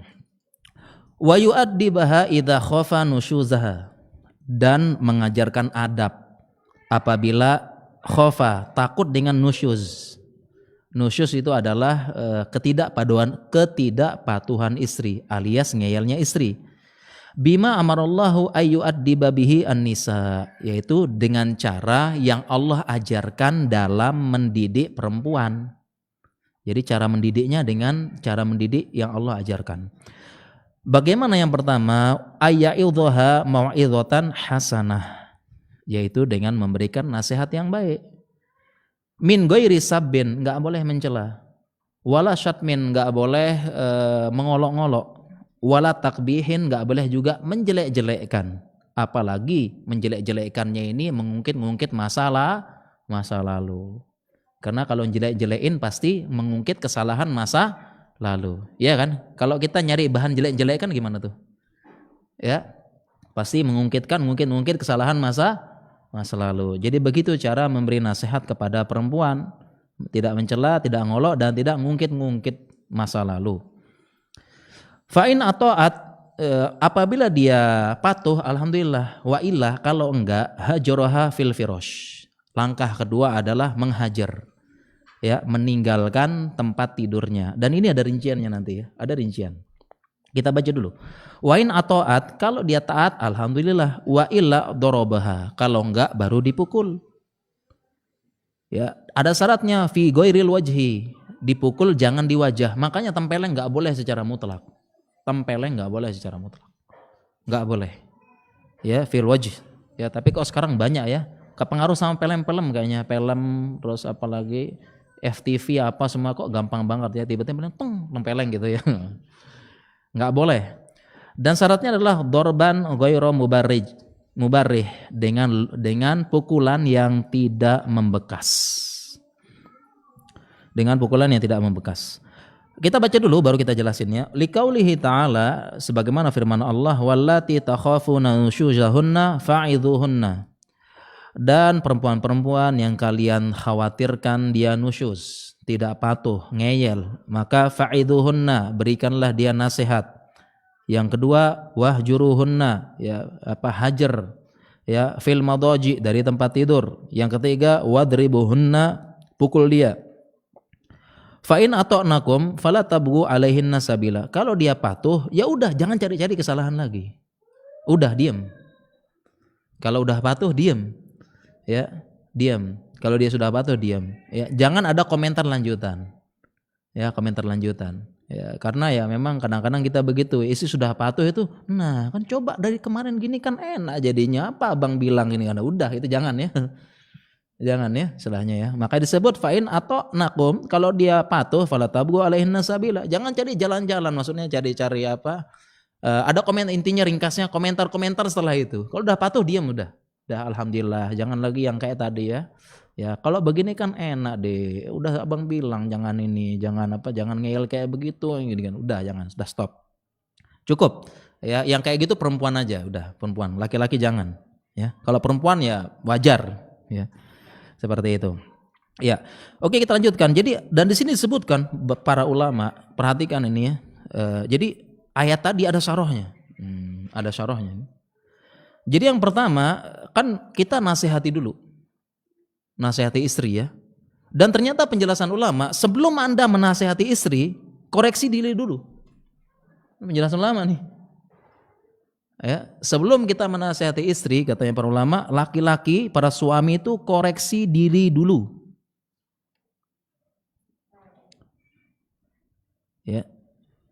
Ini tafsirnya ayat ini nih. Silahkan buka tafsirnya. Qurtubi apa? Dijelaskan dulu. Sebelum nasihati istri, koreksi dulu.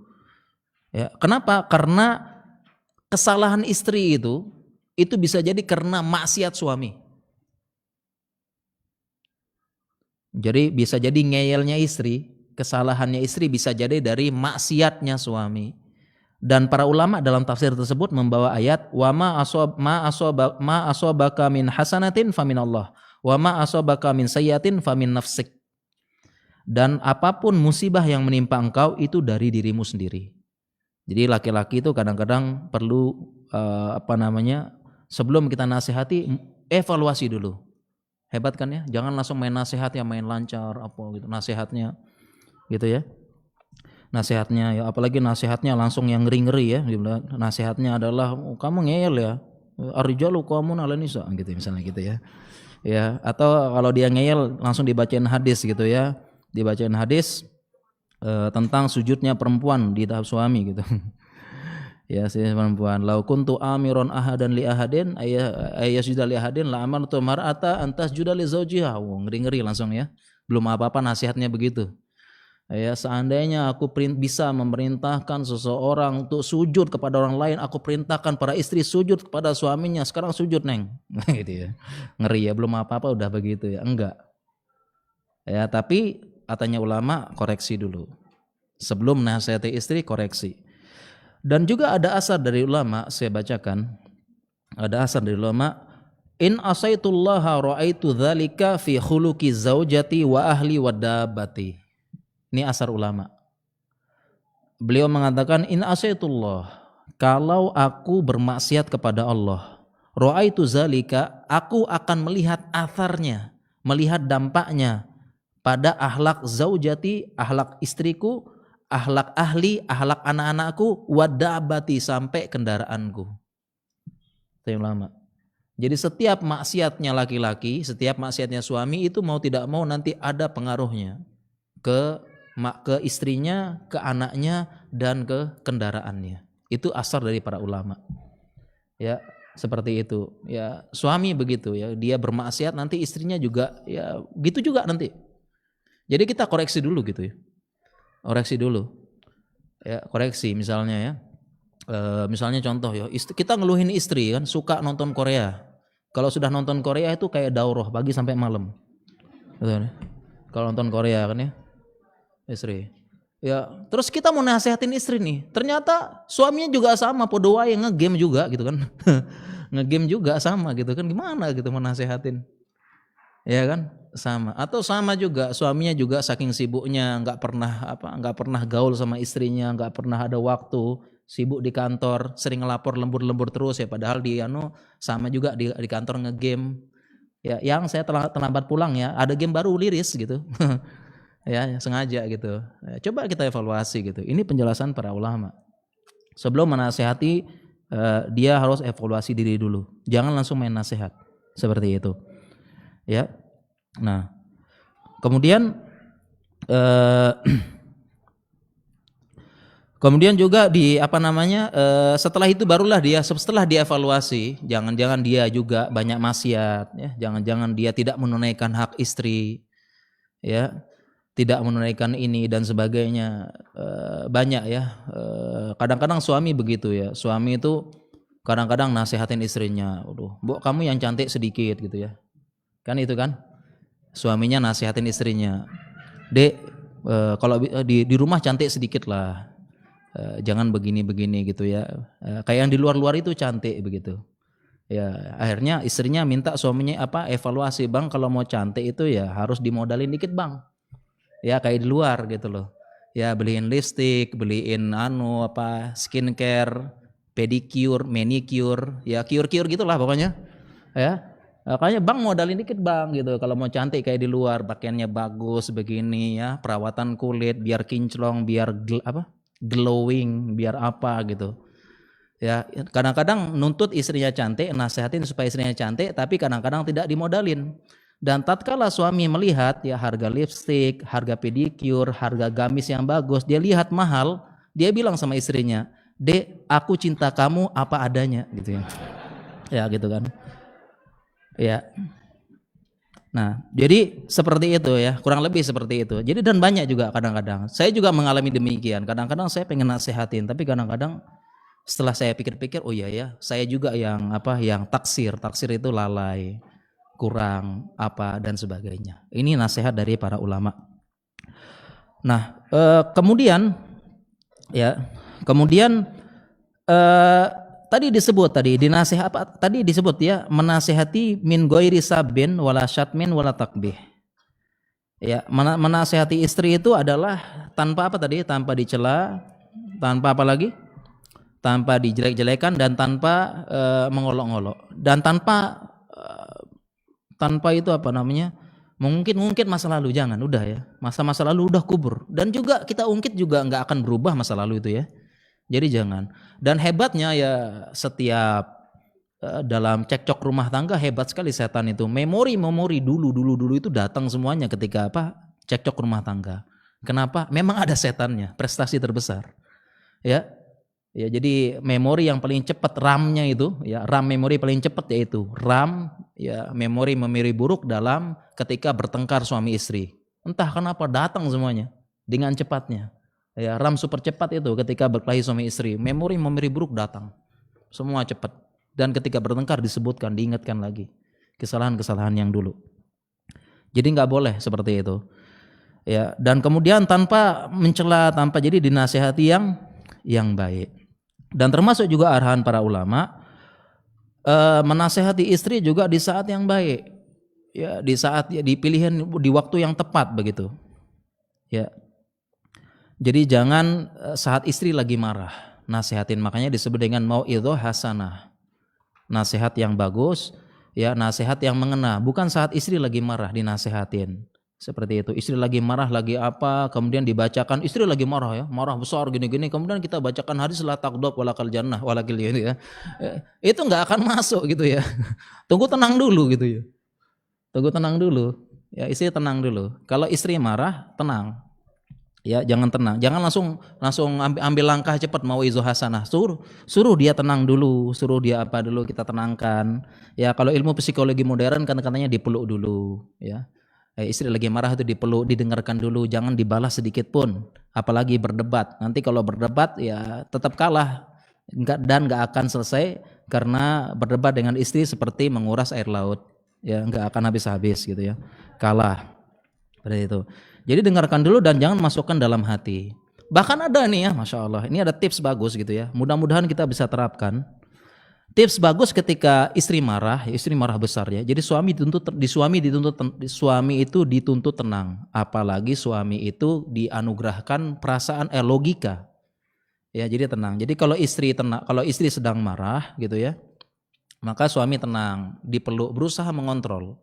Dipeluk, dibiarkan dia marah dulu sampai itu, baru setelah dia tenang baru kita ngobrol. Jangan ketika dia marah itu kita balas, kita debat, enggak seperti itu. Ya, dan jadi kita kita iyakan aja gitu ya. Jadi enggak usah dimasukin hati. Ya, karena nanti ada sifat dasar selanjutnya, sesungguhnya istri itu sangat cinta sama suaminya.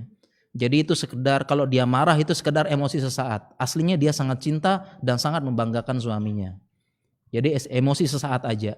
Jadi karena kita tahu itu hanya emosi sesaat dan istri sangat cinta dengan suaminya, maka saat itu suami, ini kalau teori gampang ya, tapi nggak tahu penerapannya, semoga dimudahkan. Jadi ketika istri marah-marah, kita berusaha tenang. Ya kita perlu aja, kita dengar aja sampai dia selesai benar-benar. Ya jangan dibalas sedikit pun.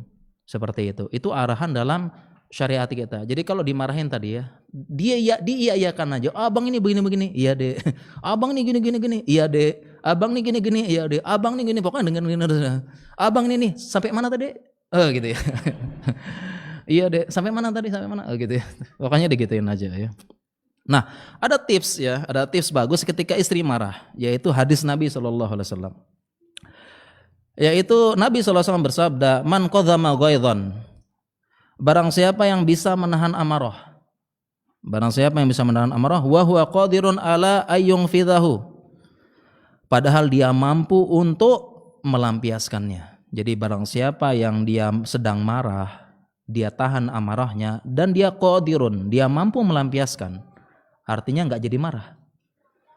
Dia lagi marah, mampu dia lampiaskan, mau bentak, mau caci maki, mau pukul, mau apa, dia mampu melampiaskan. Qadirun ayyunfidhahu. Dia mampu tahan tapi. Maka pahalanya adalah da'allahu azza wa jalla ala ru'usil khalaik. Allah akan panggil dia dari seluruh makhluk. Ya memang begitu ya. Nanti sidangnya Allah di hari kiamat itu, hari persidangan, yaumuddin, itu kita disidang ke semua makhluk. Disidang semua makhluk. Ya. Kemudian Allah panggil dia, sebut namanya, diumumkan ala ru'usil khalaik yaumal qiyamah, di depan semua makhluk. Hatta yuhayyirullahu min huril ain ma syaa, sampai Allah suruh dia memilih bidadari mana yang dia pilih.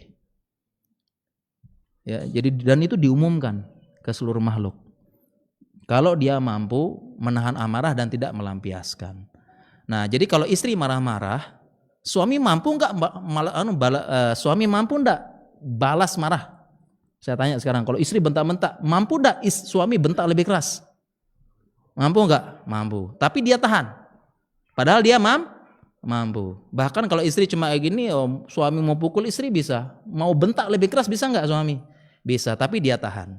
Nah, oleh karena itu kalau ada istri marah-marah, kita tahan aja sambil senyumin. Loh, abang kok saya marah-marah, abang senyum-senyum. Iya, lagi bayangin milih bidadari gitu. Nah, gitu ya. Insyaallah. Seperti itu ya. Ini tips gitu ya. Tips gitu. Ya, bayangin gitu itu. Ya, dan ada satu hadis ya, tapi hadis ini dhaif. Ya, hadis ini dhaif. Ya, dan ini mungkin semoga menguatkan kita ya. Jadi setelah saya baca hadis ini juga itu menguatkan kita ya, supaya kita tuh enggak marah sama istri, termasuk saya. Saya baca memang hadisnya dhaif gitu ya, hadisnya dhaif. Tapi kita bisa ambil faedah, yaitu hadis di mana Umar dimarahin istrinya. Ada hadis. Jadi ada seorang ya di zaman khalifah Umar bin Khattab jadi khalifah gitu. Umar bin Khattab jadi khalifah. Kemudian orang ini dia bertengkar hebat dengan istrinya. Ya, jadi pulang-pulang kerja istrinya malah marah-marah. Kan pengennya pulang kerja tuh kan kita suami kan istirahat, capek, rebahan gitu. Tapi pulang malah diomelin istri. Oh, bang gini.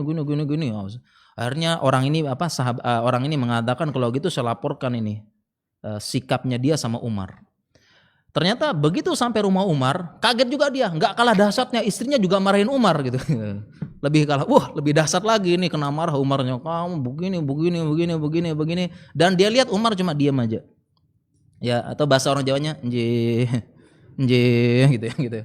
Dia denger aja gitu ya, dia denger lebih dahsyat lagi, kaget dia. Akhirnya orang ini mau pulang gitu ya, aduh nggak enak ya, ternyata ada yang lebih parah, lebih apes ternyata gitu. Pulang gitu. Ya. Nah, akhirnya melihat orang ada tamu datang, dilihat sama Umar, tamu mau datang. Ya, akhirnya dia bilang, "Oh, ini tamu. Jangan-jangan ini adalah salah satu kaum muslimin yang ingin menyampaikan hajatnya kepada saya." Akhirnya dia panggil orang tersebut. Akhirnya, "Kenapa? Ada apa?" begitu. Akhirnya orang tuh cerita, dia bilang, "Saya di rumah gini-gini, pas saya balik kok kamu dapat dan kamu lebih apes gitu ya." Kurang lebih gitu bahasanya ya. Dan saya lihat kamu engkau wahai khalifah hanya diam-diam saja. Kemudian ada perkataan Umar yang menyejukkan orang ini. Iya, saya selalu ngalah sama istri. Kenapa enggak? Istri saya yang cuciin pakaian saya. Istri saya yang siapin makanan saya. Istri saya yang ngurusin anak-anak saya. Anak-anak saya itu bisa nangis, rewel, tantrum. Istri saya yang begadang malam hari, dia bangun, dia dan sebagainya. Jadi kalau saya ingat itu semua saya ngalah begitu. Nah, kurang lebih kita juga seperti itu. Ya, sesuai dengan penjelasan seperti ini. Ya, kita kita ingat-ingat begitu ya, ingat-ingat ya, begitu. Nah, oleh karena itu disinilah ada rumah tangga gitu, dan jangan sampai seorang perempuan itu tidak mau istilahnya melayani suaminya, karena disitulah terbangun chemistry begitu loh, chemistry. Ya, jadi istri kalau bisa tadi dia ngelayanin suaminya ya, buatin kopi, siapin pakaian, siapin itu semua menumbuhkan rasa cinta dari suaminya. Jadi itu sebenarnya bukan untuk memperbudak, tetapi sebenarnya untuk dia sendiri.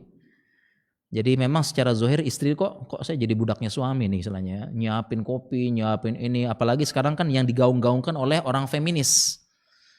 Ya, feminis kan gitu ya. Ya, aliran feminis itu kan begitu kan, laki-laki perempuan sama begitu. Ya, kenapa perempuan aja yang dituntut kasur, dapur, sumur, begitu ya. Kenapa perempuan? Padahal di situ ada istilahnya ada pelajaran psikologis di situ. Ya, semua itu melahirkan kecintaan. Ya, melahirkan kecintaan, dan termasuk tips juga, walaupun ada ART di rumah, oke, misalnya sibuk banget ya, ART yang buatin kopi, tapi yang menyajikan ke depan suami adalah kopi depan suami adalah istri. Oke, ART yang nyetrika yang tapi yang bawa baju tersebut ke depan suami adalah istri. Seperti itu. Kurang lebih. Ya. Ini tentang tentang menasehati begitu ya, tentang menasehati. Ya. Dan ingat juga ada hadis lain yang mengingat juga supaya suami itu kalau marah sama istri itu enggak kebangetan. Enggak kebangetan banget, yaitu hadis yang berbunyi la yufrik mu'minun mu'minatan wa in kariha minha khuluqan radiya minha akhar. Janganlah seorang mukmin, ya tepatnya di sini seorang suami, membenci mukminah, yaitu istri. Kalau dia tidak suka dengan tabiat yang satu, dia akan suka dengan tabiat yang lain. Seperti itu.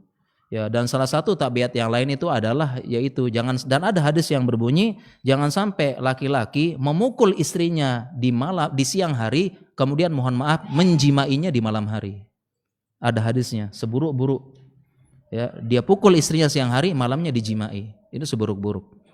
Ya, seburuk-buruk. Memang ada hadisnya. Jangan sampai. Termasuk ini, dia benci tiba-tiba kok suka. Seperti itu ya. Kurang lebih. Ya, ini 10 menit masih sifat pertama. 10 menit lagi ya. Tapi kita kok masih baru satu sifat istri ya. Gimana besok selesai enggak nih ya? Gitu ya. Kita lanjut ya. Kemudian selanjutnya adalah jauhi tempat tidur, dan ini ada rincian para ulama. Jauhi tempat tidur itu jangan langsung dijauhi tempat tidurnya. Yaitu pertama dipunggungi dulu. Ya, wahjuruhum fil madaji. Jadi maksudnya kan baca ayat kan, jauhi. Jangan langsung. Jadi yang langkah pertama tidurnya dipunggungi. Ya, dipunggungi. Baru yang kalau nggak bisa barulah pindah ruangan seperti itu. Tapi ini hanya berlaku bagi yang istrinya banyak. Kalau istrinya satu ya bukan dia yang menghajar istri yang hajar dia. Ya, nggak bisa seperti itu. Ya, mengapa demikian dihajar tempat tidur? Ya karena penjelasan ulama, waktu kekuasaan istri adalah malam hari. Ya, malam hari. Karena salah satu waktu-waktu yang dinantikan oleh perempuan adalah malam hari.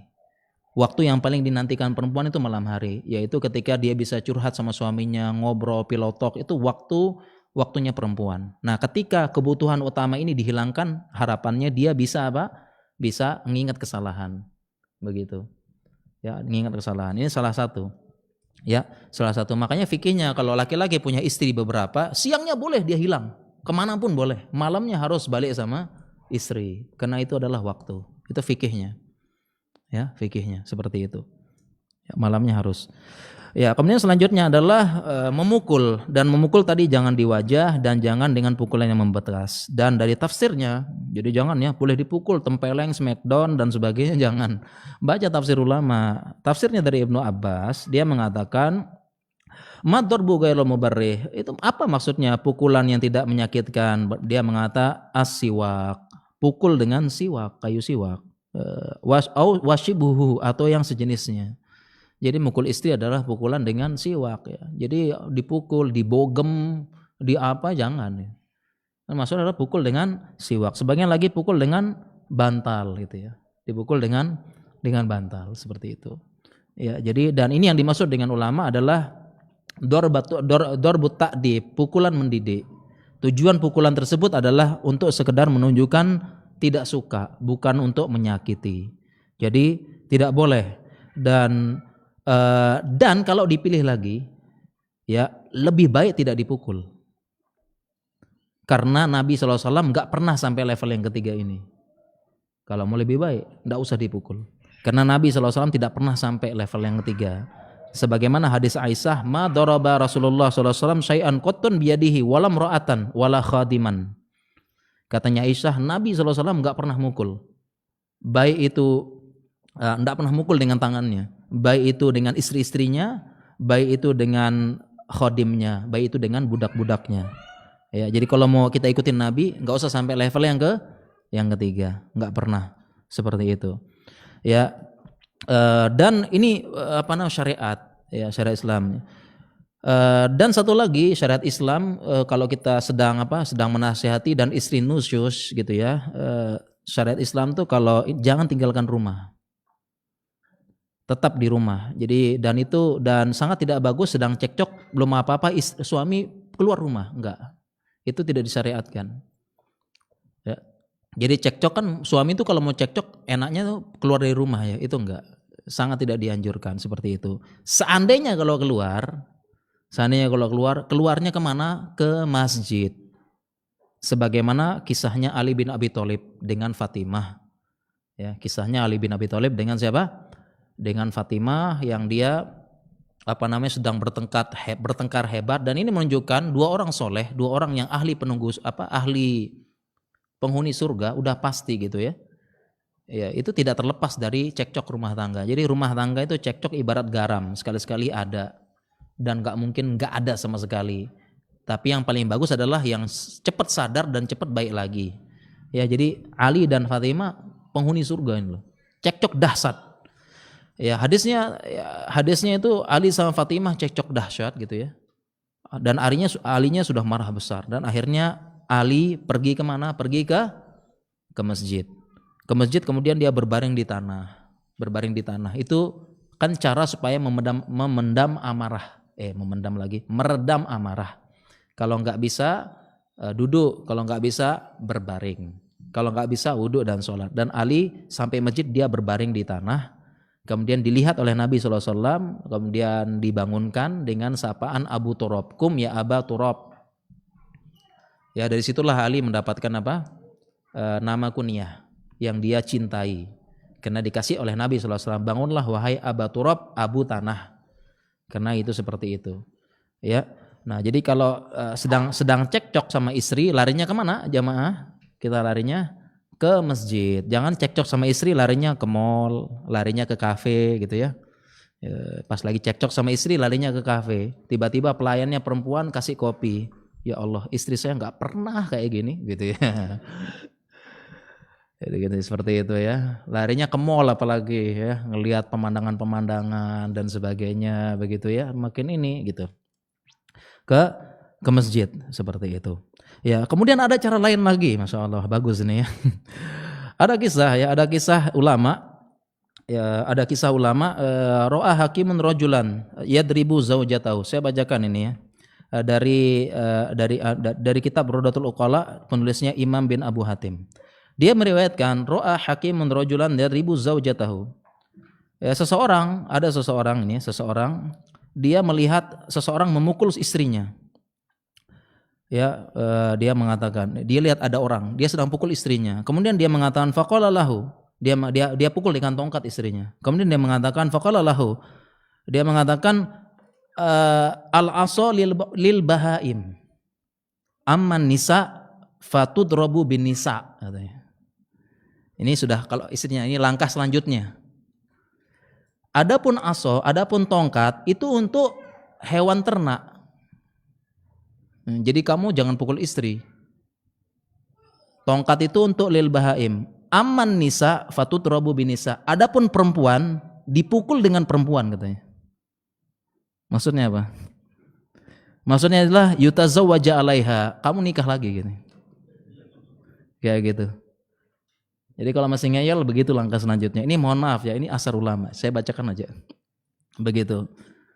Ya, kemudian faqala rajul, laki-laki ini mengatakan lam afham qasdak. Saya enggak paham maksudmu katanya. Laki-laki tadi yang mukul istrinya enggak paham. Saya enggak paham maksudmu. Kemudian farodat alaihi zaujah qailah. Kemudian yang jawab istrinya. Istrinya menjawab, akmilil dorba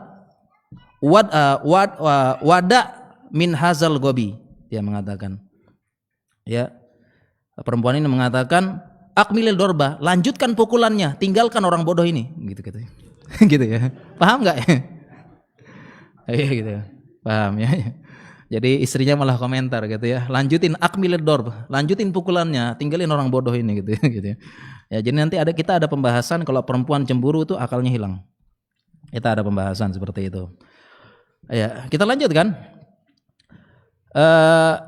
Masih ada waktu ya, jamaah? Masih ada. Masih, kita lanjut lagi ya. Laqad addan nabiyyu sallallahu alaihi wasallam Allahu batilan illa ma kana ma'al ahli. Nabi sallallahu alaihi wasallam menilai bahwasanya Allahu main-main, batilan, dianggap main-main itu batil, kecuali bersama ahli, bersama keluarganya, istri dan anak-anak. Faqala sallallahu alaihi wasallam kullu syai'in yalhuhu bihi ibnu Adam fahuwa batilun. Semua yang bisa melalaikan permainan yang melalaikan ya, artinya permainan yang melalaikan ya. Yang bisa melalaikan melalaikan Bani Adam itu semuanya batil illa thalathan, kecuali 3. Ramyuhu an kausihi, yaitu dia melempar dari kaus ya, melempar dari busur panah, artinya memanah. Yang kedua ta'dibu farasahu. Ta'dibuhu farasahu, dia melatih kuda, maksudnya berkuda dan yang semisal ya. Nah, bisa bawa tank, bisa bawa helikopter gitu masuk. Kemudian mula'abatuhu ahlahu, kemudian dia bermain-main dengan keluarganya. Ya, bermain-main dengan keluarganya. Dan di sini disebutkan bahwasannya ada 2 tafsir tentang mula'abatuhu ahlahu. Ada 2 tafsiran, ada 2 syarah ulama. Mula'abah, ya bermain-main. Syarah yang pertama, mula'abatuhu ahlahu artinya sama juga main-main. Cuma maksudnya adalah muqaddimah sebelum berhubungan dengan istri. Ya, dan ini ternyata kalau bahas ini juga Islam detail juga ya. Jadi intinya suami jangan main seruduk gitu pokoknya. Ingat mula'abatuhu ya. Jadi main-main dulu. Enggak boleh asal main seruduk ya. Sekali seruduk jatuh gitu. Nah, ini apalagi ini bahaya ini. Oke, kita lanjut. Karena kemudian saroh yang kedua mula'abatu ahlu artinya di rumah itu main-main. Di rumah itu bercanda-bercanda. Ya, di rumah bercanda-canda dengan ini, bercanda-canda dengan istri. Jadi dari hadis ini para ulama jelaskan para ulama menjelaskan bahwasanya yang namanya suami kalau di rumah, kalau di rumah itu dia luwes bercanda sama istrinya, sama anak-anaknya luwes, main-main. Tapi kalau di luar dia berwibawa. Ya, di luar. Makanya ada perumpamaan seorang laki-laki itu dia kal asad, seperti singa kalau di luar rumah. Ya, jadi laki-laki kal asad fil kharis, dia seperti singa di luar rumah. Jadi di luar rumah tuh dia berwibawa, disegani, dia dihormati. Kemudian kakit totin sogirotin tal'ab fil bait. Kemudian di rumah seperti anak kucing yang sedang main-main dengan pintalan benang. Begitu. Jadi seorang laki-laki itu di rumah apa? Di luar rumah apa? Berwibawa. Berwibawa, bisa diandalkan, disegani, punya hibah wibawa gitu ya. Nah, di rumah itu jangan dibawa yang itu.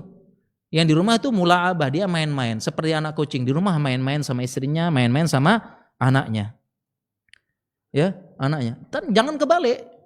Jangan kebalik ya, di dalam rumah, di luar rumah dia kayak kucing, enggak jelas. Dibentak sedikit meong meong meong, takut dia gitu ya. Ya, di luar rumah dia enggak punya wibawa, dimain-mainin ya, kucing. Di rumah main-main enggak jelas, enggak punya, tapi sampai rumah singa langsung, sampai rumah assalamualaikum maum gitu ya.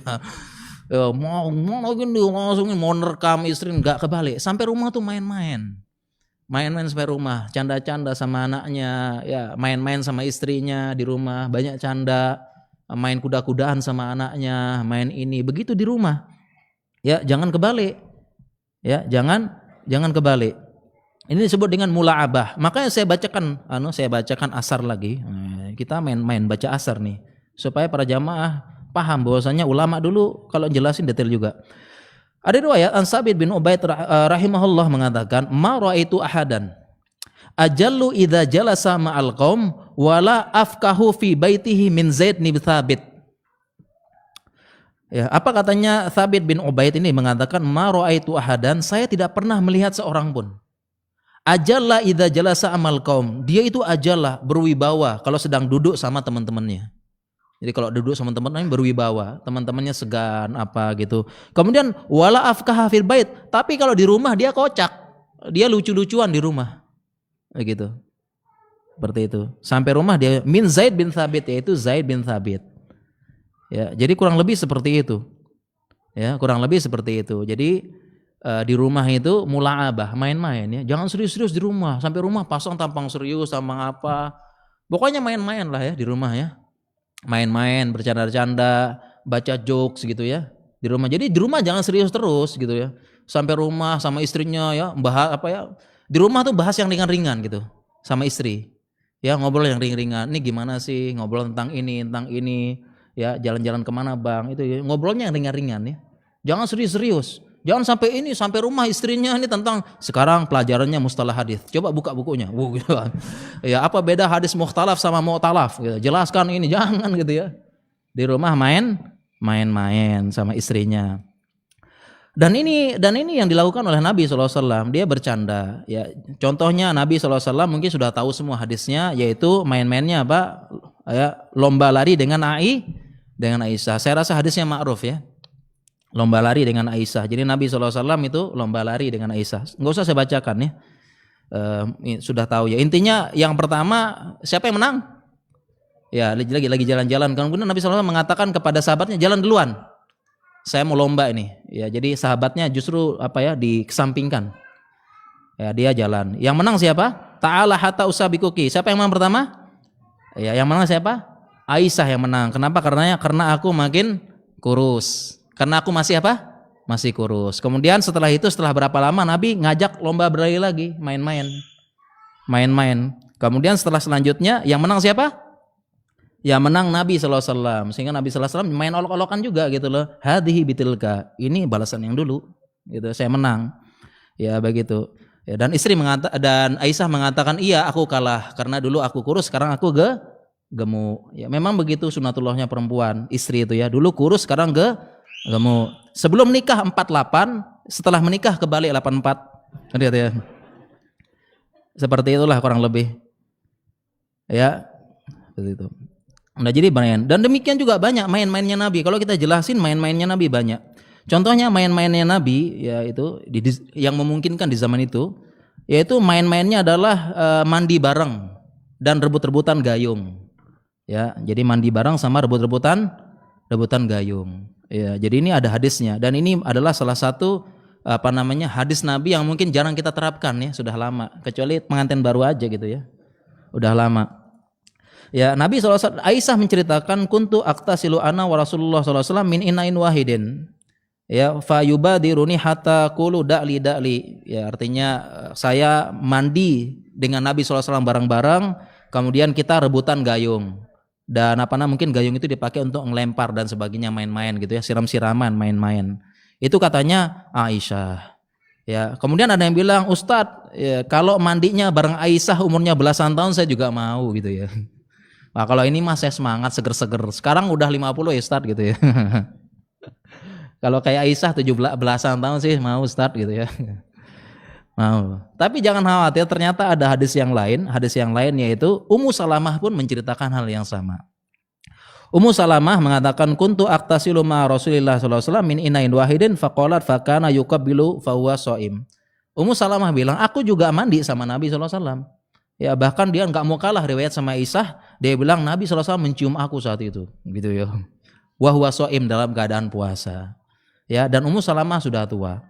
Ya, sudah tua. Kenapa? Karena ketika Nabi SAW melamar Ummu Salamah, salah satu alasan Ummu Salamah memberatkan, dia bilang saya tua, perempuan tua. Diperkirakan umurnya 45 tahun ke atas.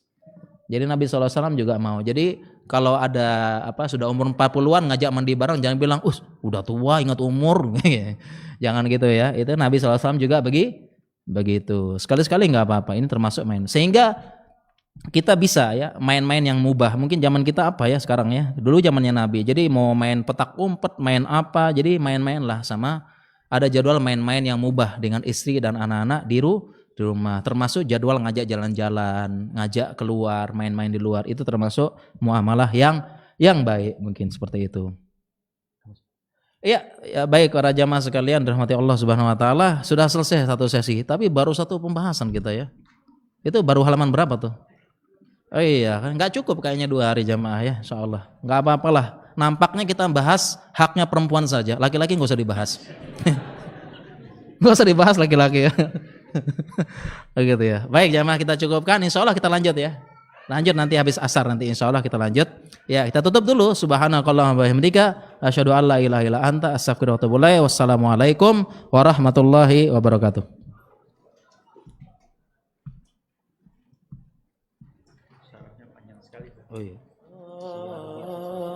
Indonesia Bertauhid TV.